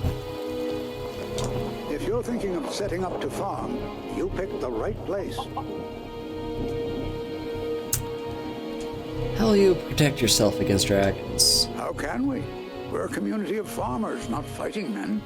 If not for the war, we might have enough guards in the hold to protect the settlements. That the dragons should return now is most unfortunate. Your farms are thriving even despite the harsh climate. What's your secret? Secret? What makes you think there's a secret? There are no secrets here, my curious friend. Our prosperity is simply the result of hard work, good fortune, and the blessings of the gods. How did a Breton like you come to dwell in Rorikstead? Have you met Rorik? He owns these lands, and it's from him that our village gets its name. We've been friends for many years now. Rorik fought for the Empire in the Great War. He was gravely wounded, and so was brought before me. I was a healer then, you see. We were as close as kinsmen, and when Rorik returned home, I came with him. I'm happy to spend my twilight years here with my good friend. Cool. Until next time. Now, any sign of this boy at all? Do yourself a favor and don't have children. They're good for nothing at all. Alright. You look like you've seen your share of adventure. Eric! I envy you that. In fact, maybe you can help me with something. Eric, my boy, my buddy, I love Eric. Your crops seem to be thriving. For as long as I can remember, our crops have always done well. I'm not sure whether it's the soil, climate, or the favor of the divines. We've never had a poor harvest. Have you lived here all your life? Born and raised right here in Rorikstead. My father was a soldier. He fought in the Great War, and when it was over, he retired here to raise a family. My mother passed away when I was just a babe, so he did his best to raise me on his own. It's not the most exciting place in the world, but the people here work hard and don't cause trouble for anyone. What is it that you need? I want to be an adventurer like you. My But then I took an arrow to the knee. He says he needs me to stay here and work the farm. And even if he did let me be an adventurer, we couldn't afford to buy armor. His name is Meralki, and he's the innkeeper here. I hope you could change his mind. I'll see what I can do. Thank you. I can't stand the thought of being trapped in this village for the rest of my days. Eric is a fun character, like... He's... Yeah, just... If you're thinking of setting up I like his... I like his story, you know, he's got, you know, just a little farm boy, but he wants to be, you know, an adventurer, and he wants to go out, and, well, his dad is telling him, no, you gotta stay here and work the farm. Come on in. Just stoke the fire. Take a seat and get the cold out. Well, here's Rorik himself.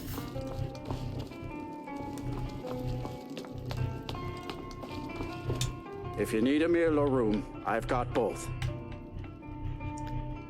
Let's talk about your son. My son? Eric? What about him? Did something happen? Is he all right? Your son you should let your son choose the life he wants. But the world is a dangerous place. Eric has no idea what he's getting himself into. What's more, he's got no armor. I'll have to save up the money for it. You'd prefer your son to grow bitter and resent you?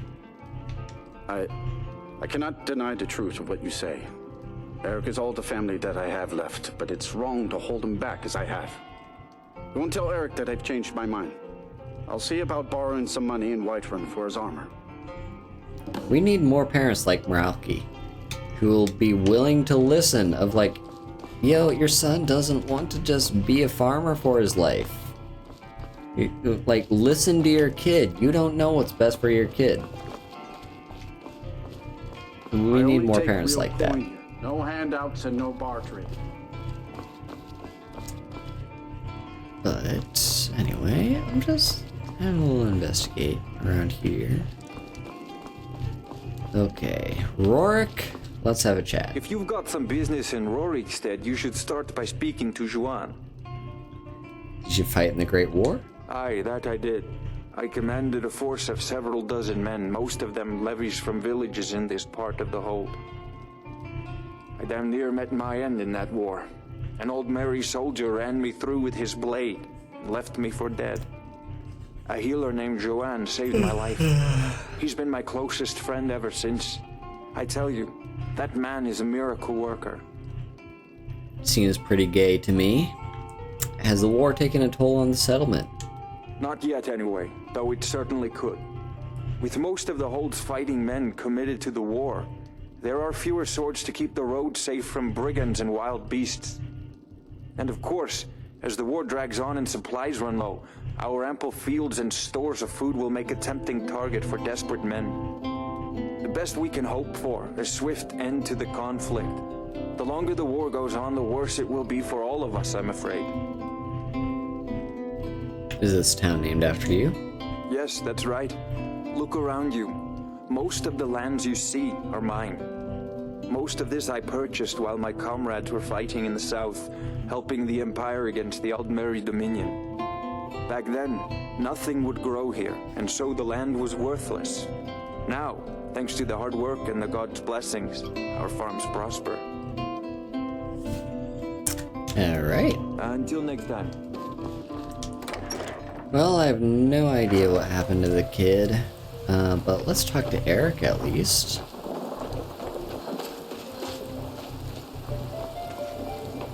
Tell him that his dad is willing to listen. Did you have any luck talking to my father? I did. I can't thank you enough, friend. I hope you'll come back to Rorikstead soon and pay me a visit. Maybe we can swap stories about our adventures over a mug of ale at the inn. All right, then. Yeah. Now, Eric... Here's what's interesting about Eric. He's a... I'm trying to remember. He was a content creator. I think streamer, maybe? He might have been a streamer. He might have been a YouTube content creator. He was a fan of the game, or a fan of the franchise, and he died of, I want to say it was cancer, before this game ever came out. And so they put him in as a little solace. His name was, like, his screen name was like Slayer or something or other. And so they made him as a character in this game, Eric the Slayer. And he lives on for all eternity as part of this game. So yeah. Anyway, let's do some breaking and entering. For a few reasons. Number one, we do have that missing child to look for, and he might be in one of these places. Reason number two, though, is even if he's not missing, you might find some things. Just hang around. Let's take a look.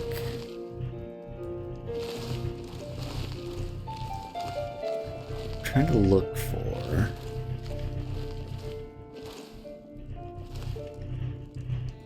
Thing is, I know there are soul gems in Rorikstead. People have pointed them out on videos as part of like the big theory that everyone in Rorikstead are data worshippers. But I haven't found evidence of it. I've never actually gone out of my way to look. But yeah, there's like supposedly soul gems laying about, and there's like books on data worship, but they're kind of tucked away.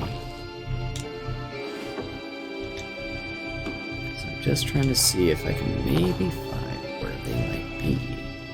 Doesn't seem to be any in here. I didn't take a very close look inside of the tavern, but oh, Cowflop is open.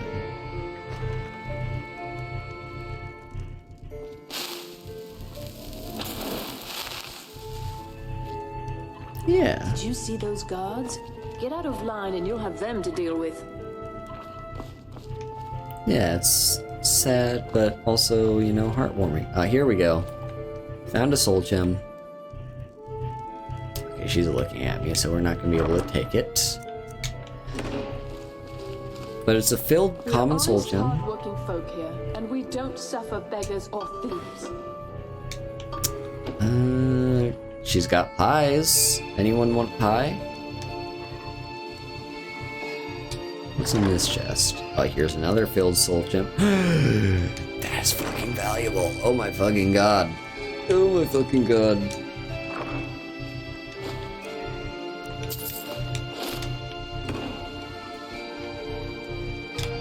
Also, I just remembered, I'm still wearing the Amulet of Zenithar. I always forget that. Anyway, thank you. I will be on my way. I was just, browsing. City folk might go down on. Anyway, there's, I think, one last house we want to check.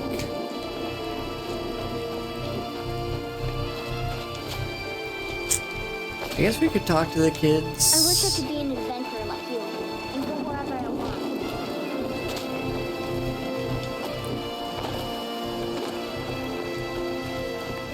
Let me just... If you've got some business in Rorikstead, you should start by speaking to one. Yeah. Go inside your house, and maybe it will be unlocked then?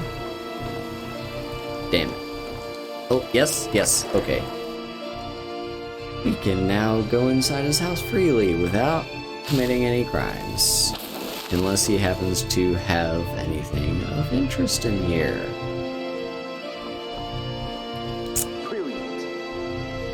Brilliant. Let's check the dresser, some fine boots. I would not want a goat head like that just hanging over my bed. Just... These kinds of mounted animal heads just really kind of freak me out a little bit. Like, it's bad enough having them in the daytime. Imagine just, that's the first thing you see when you wake up, is just this dead animal just staring you in the face. Potion of haggling. Okay, I know I've heard that there are books on Daedra worship here too. Oh, here we go. Here's another soul gem and spirits of the Daedra. Yeah, okay. There we go. Sorry, I don't mean to be rude, but Juan's the one who deals with people. I'm afraid I lost my charm years ago. Also, these two live in the same house, and like, sure, there's two beds. There's two separate beds, but this one's a double bed. You cannot tell me that these two are not gay. Like, they live in the same house. There's no third person. Oh wait, there is. But that even confirms it even more. She sleeps in this bed, and they sleep in this bed. They're fucking gay. If you've got some business in Rory. Okay, where to now? Well,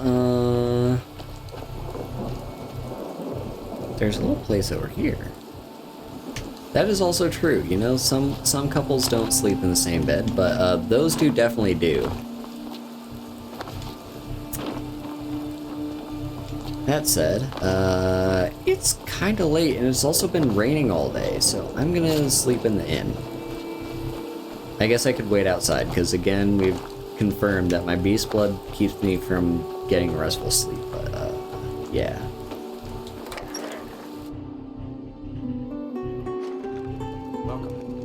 Let me know if you want.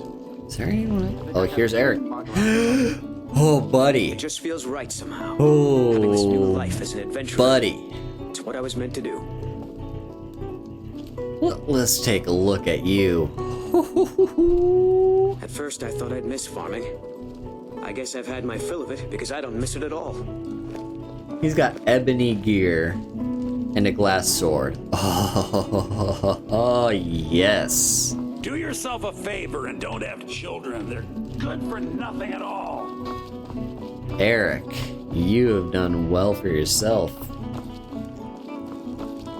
So, fuck it. I mean, let's take a talk to him. Eric. Good to see you again. How would you like to hire a brave, if untested, mercenary? You decided to become a mercenary? Seemed like the best way to see the world and make some coin. Sure, I'm a little green, but what I lack in experience, I make up for in courage. Eric the Slayer. Sounds fearsome. Father says I should pick a name that describes what I really am, but nobody's going to hire Eric Green Thumb or Eric Hoe Pusher. No, I need a name that will put some fear in the hearts of my enemies. When I have some enemies, that is. Nah, Eric the Hoe Pusher is a decent name. Anyway, consider yourself hired. Wait, fuck. Also, how much? This new. Yep. Lead the way. Take the money. There you go. Okay. You lead, I'll follow. Hang on. Let me just take a quick Good look. day, friend. No problem. What do you have? How can I help? Yeah, he's got ebony stuff. I can't take it off of him, sadly. But he does have the glass sword. Yeah, I mean, hell yeah. If you've got some business in Rorikstead, you should start by speaking to Juan. I only take real There's gold. Meralki. No handouts Actually, and no hang on. I need a bed. Yes?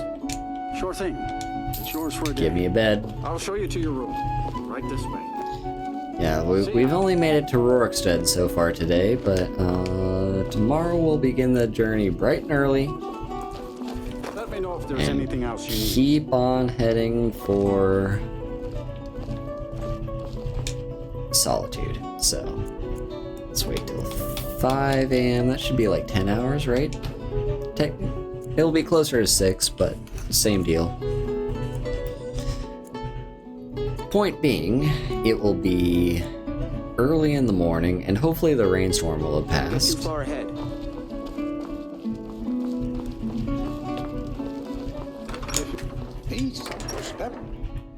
Yeah, so no sign of the Do kid. yourself a favor and don't have children. They're good for nothing at all. Alright, so the rainstorm has indeed passed. And it's very early in the morning. So we're gonna get to see the sunrise again. And we get ready. Because beyond this pass is one of the best views in the entire game.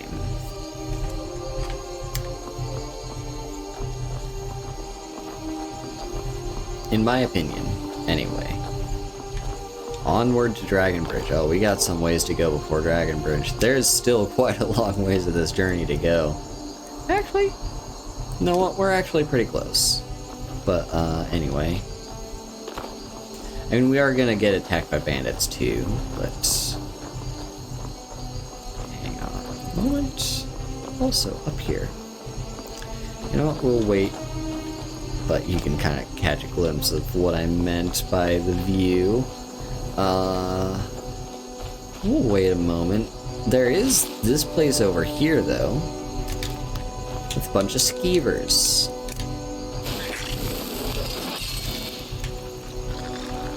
You know what? I'll let Eric do this. There you go.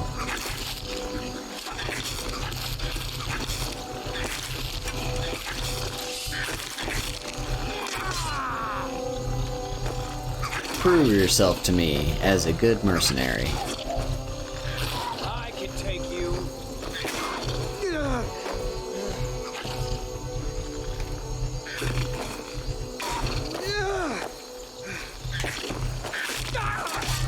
Come on. There you go. You did it.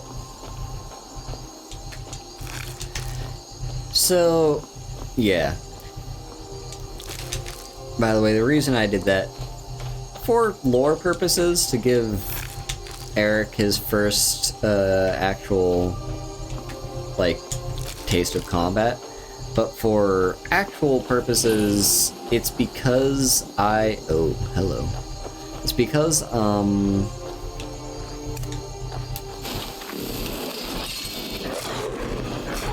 this is the best way to get your heavy armor up, is to just get attacked.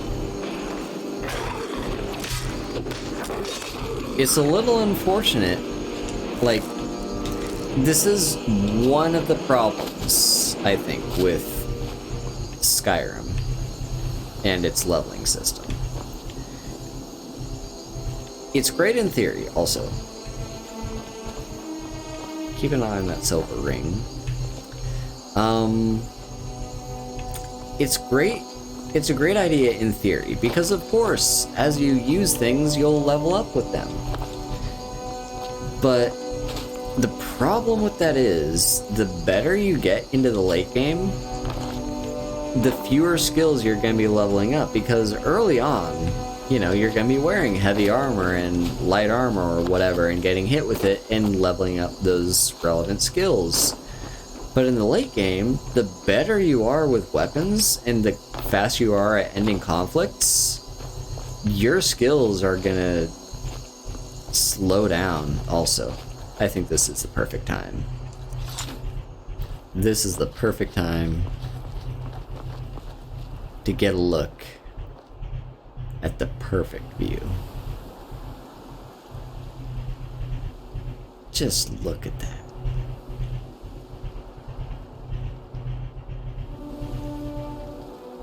So beautiful. So I think there's Solitude right there. You can see the bridge in the Blue Palace. This game is fucking gorgeous. Like, people say what they say, you know, like the faces maybe didn't age well. The graphics, if you look closely enough, the textures are a little, But if you look at the bigger picture, it's still a gorgeous game. Anyway, let's take a look inside this house.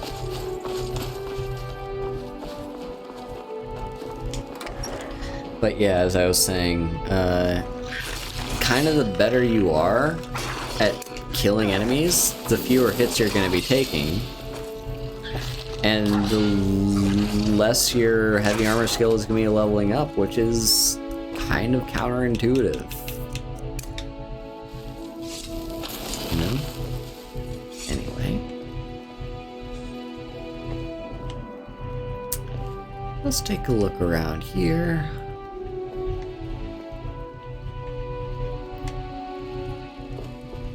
So,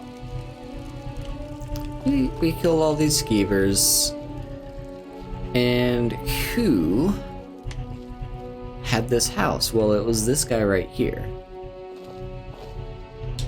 with the locked chest that requires a key. Lund. Do you have a journal for me anywhere, buddy?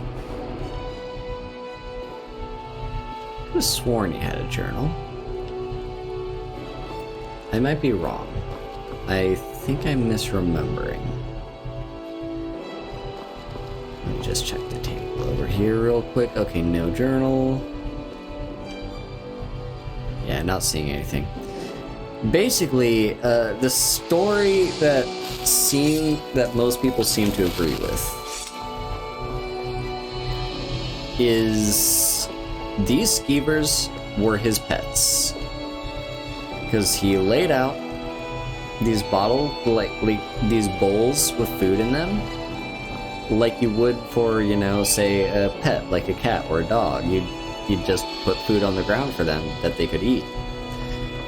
Some people seem to think that they were pests, and that's why the poison is here, because he was basically trying to trick them into eating the poison. But considering the fact that they're not dead, means that's probably unlikely. What's more likely is these were his pets, and he poisoned himself. Because, well, why would he poison himself? Well, let's take a look outside.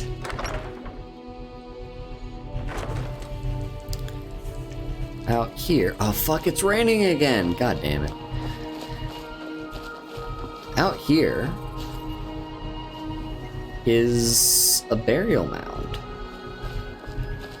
for presumably his wife. Because that ring right there is quite possibly his wife's ring.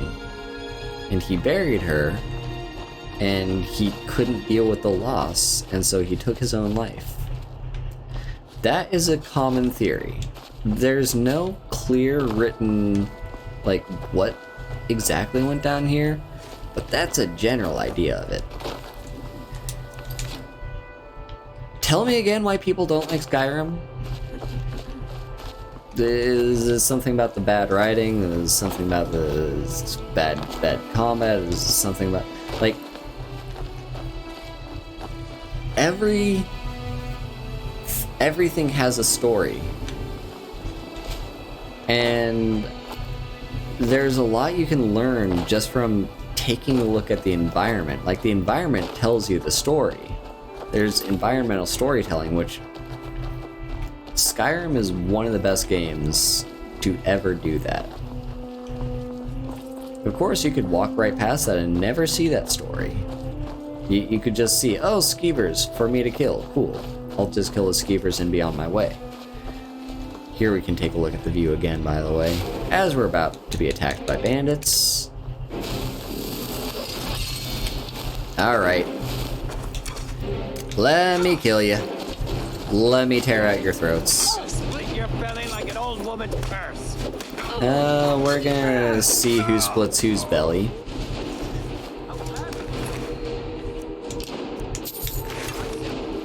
Just gonna slaughter these bandits. Which, I mean, you gotta hand it to the bandits. They picked a perfect spot for hanging out. Like, this is like the perfect spot to ambush, like, anyone. Like, it's a very important road leading to Solitude. So yeah. Anyway, there we go. Oh, there it is. Look at that. Look at that. And if you go over here, you know, like there's Karthwaste and Markarth. This is a good way to get there, by the way. You know, just, you got the highlands, you got the lowlands, you got the valley with the river and the waterfall, the mountains and the blue palace in the background.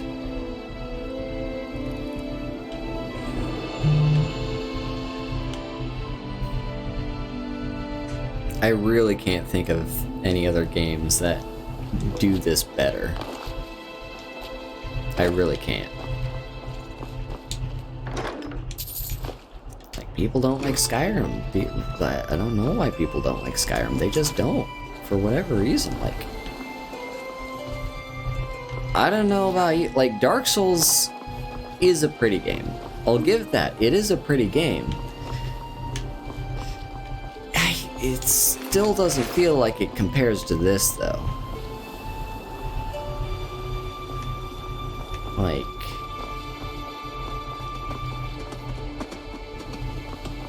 look at this. Also, I think here's another thing about, like, I think one of the things that just kind of doesn't vibe with me in Dark Souls as the Elder Scrolls is in Dark Souls, everything in that world wants to kill you. Like, everything. You have maybe a handful of NPCs that are non-hostile to you, but everything else wants to tear out your intestines and jump rope with them. This world is a lot more pleasant. This doesn't have a world. You know, you run into bandits and wolves and stuff on your travels. Like, it's not a safe place. But not everything in this world wants to kill you. You have settlements. You have, like, places with people that are just like, you know, you just... I hate bandits and thieves.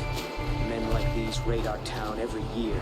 Yeah, you just have, like, places and people and settlements, and, like, even in places like this bandit encampment where everyone in there is going to want to kill me as soon as I get there, it still feels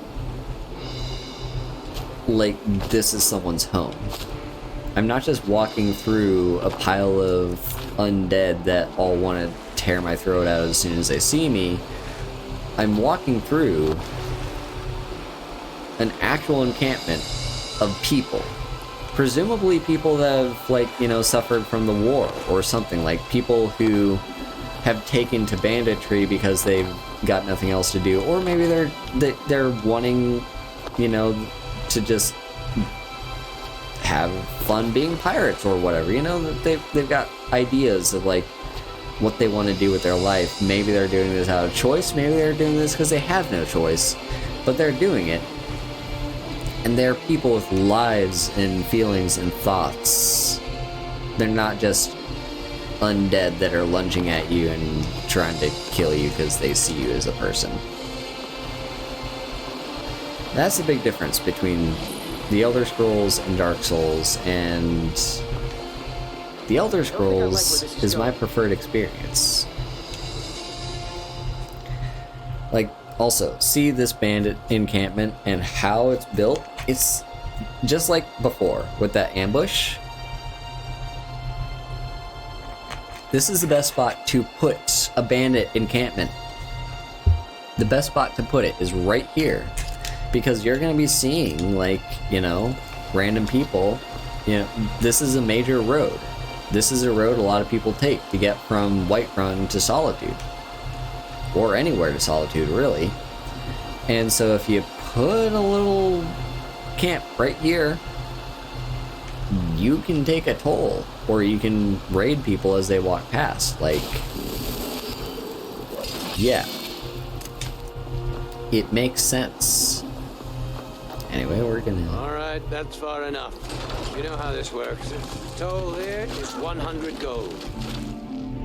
Wow. Don't play dumb with me. Pay up, and you walk right through. Refuse, you'll never see the other side. Out of my way. Not a chance. Get him, boys. Yeah, I mean, it makes sense for bandits. Like, ambushing you is great. You dug your own Yeah, and that's the thing. I will say, I will say that idea of the world having ended and you kind of restart, it is something that I kind of vibe with. It's an aesthetic that I can fully appreciate. Like, I get it. It's just not my preferred experience when I'm playing a game, you know? I don't want to feel like I'm in a lost, dead world of, you know, no one wants to, you know, like, no one wants to be friendly with you.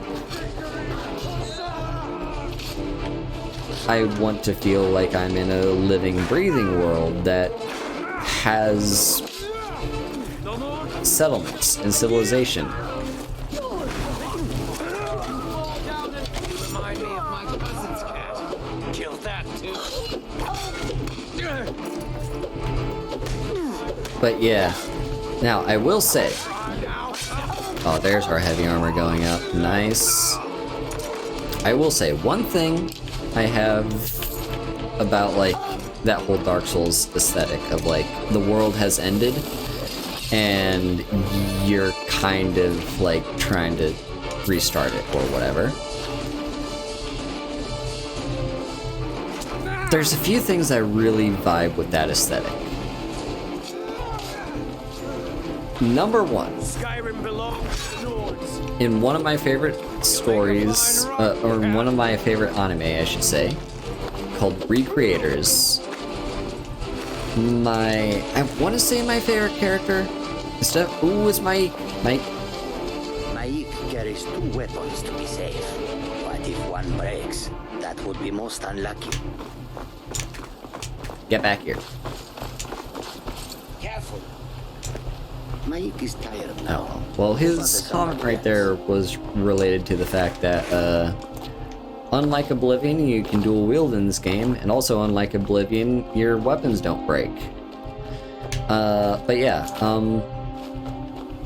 in Recreators, just a quick rundown of the plot. Basically, Recreators is about, like, you know, it's our world, it's set in our world, but the characters from different media, like manga, anime, or like video games, are ending up in our world somehow. And like kind of the entire plot is figuring out why that might be the case, but for the yeah, like that's the gist of it. And one of those characters, Alistaria Valentine, comes from a manga and anime, basically, but yeah. And her entire deal is that she's, like, in her world, everything is ending.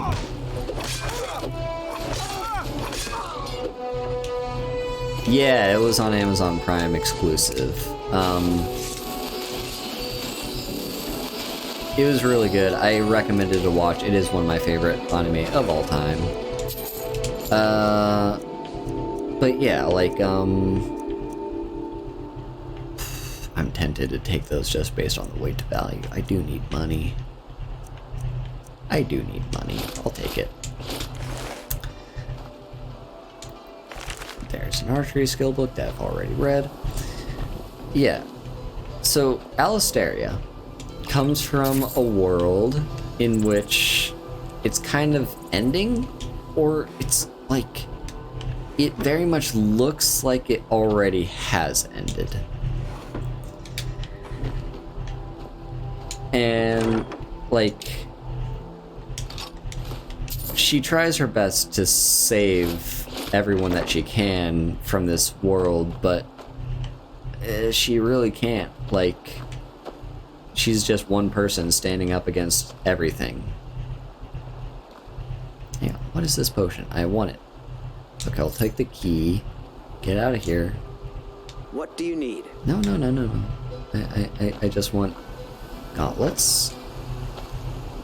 Lantern.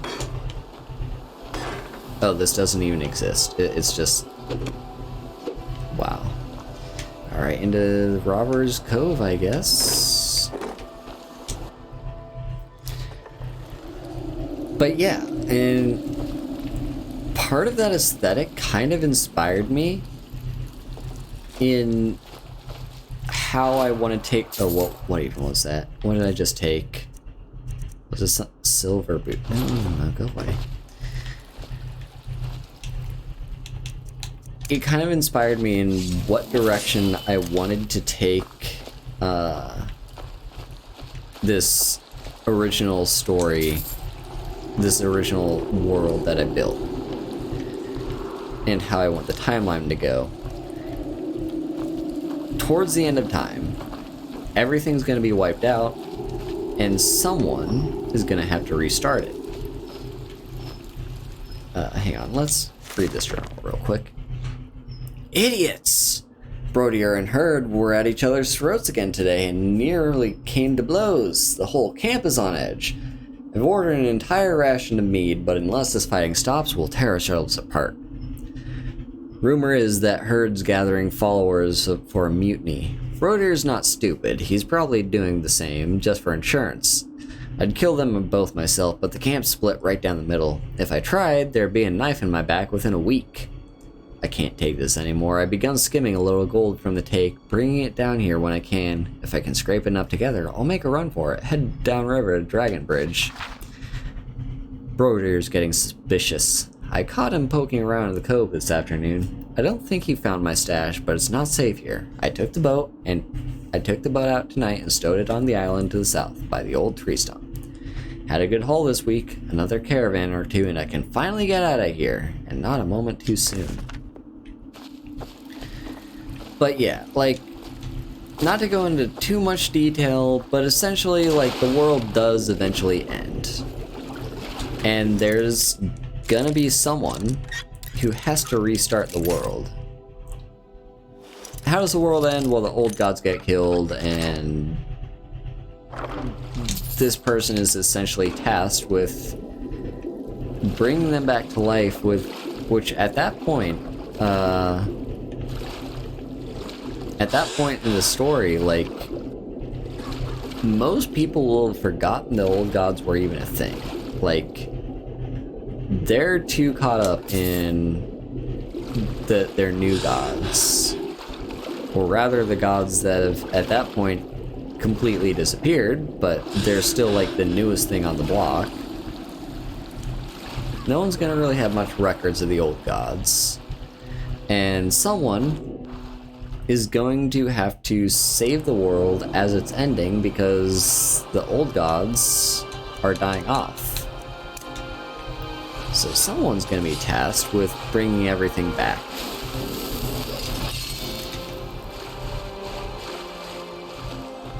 But here's another bit of that similar kind of the world has ended aesthetic that I think has really inspired me since childhood. Does anyone remember the Chronicles of Narnia? That was one of my favorite game series as a kid. I used to listen to it a lot, or read it a lot, both, really. I listened to the entire storybooks, I've read all the novels. it was one of my favorite, like, growing up as a kid, book series ever. And if you remember, in... Oh, there's a welcome stone. It completely restores magicka. Fuck it. I'll take it. In that storyline, in the Magician's Nephew, you see, like, the Magician's Nephew chronologically is the first book. Like, it's where everything starts.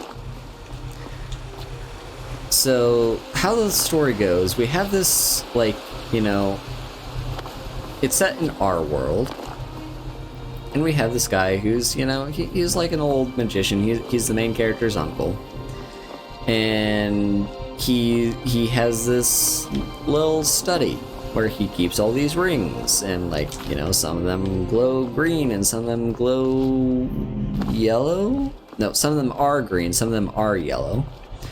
And, you know, they're pretty. And if you put one ring on, it takes you into another world. It takes you to, specifically, the world What's between a milk drinker like you doing out here? I guess I'm gonna have to kill Go home you. to your mother. Why? What are you gonna do? Cry? I don't have to take that from you. Yeah, it takes you to the world between worlds. Wow, he really just kind of, like, followed me through the entire slow-mo. In the world between worlds, it's basically just like a forest with a bunch of ponds.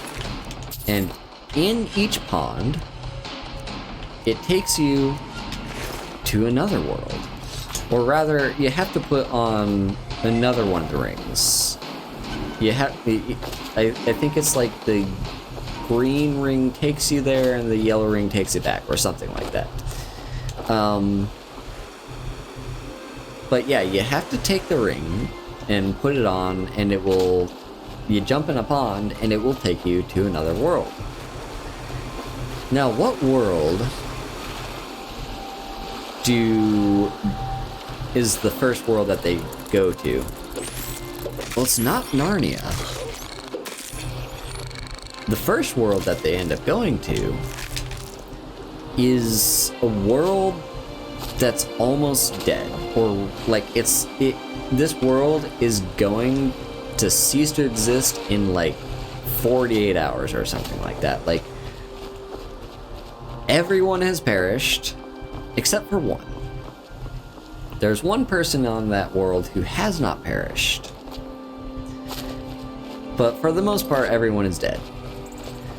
And it's like the aftermath of a war, essentially. Like, a war in which both sides use magic. So the war was like the queen, the empress of the world, has like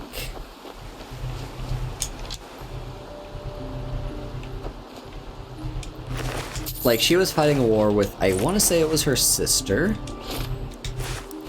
and her sister was trying to overthrow her throne. And this woman knew a word of deep dark magic. The queen, the empress, I mean. She knew a word of deep dark magic that if you speak it, it kills everyone in the world except the one who said it. And so her soldiers were dead and dying. Her fellow, her fellow soldier, the woman that was trying to overthrow her was like at her doorstep. And so what did she do? She speaks the word. Everyone dead. There's yeah, there's this place that I've been to in an earlier stream, Frost River. I believe it's added with the cutting room floor mod. So yeah, that's just a little place to consider. That valley though is one of the most beautiful places in the entire game, and you miss it if you don't take the walk between Skyrim and. Wonder what's going on. Are we back? I'm hoping we're back. Yeah, looks like we're back. Not sure what happened there. That could take me to Morthal. This takes me to Dragon Ridge, Solitude, yeah. Here's Dragon Bridge. We're just gonna pass through it. I'm not gonna... I do want to end the stream soon, but we'll get there. Yeah, so she speaks the word, wipes everyone out, right? And who are you? We could always use help picking crops if you need a few extra coins. Farewell. Oh wait, hang on, what? Seen some mean-spirited folk pass through lately. Thought I If was you're rid looking of for a those room, when I left Markarth. you look like you've seen your share of adventure. Okay, welcome to Dragon Bridge. So, yeah,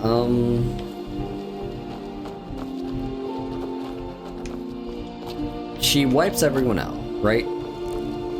And at that point, the world is about to be consumed by, like, the sun is dying, everything is dead, like, everything looks sickly and just dilapidated. But you can tell from the ruins that this used to be a vast empire that spread the entire world. Okay, who's gonna attack me? What are you doing? What is that, a bear? Yeah, it's a bear.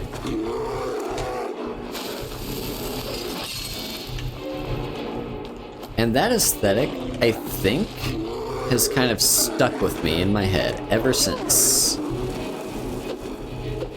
It's something that I've just vibed with.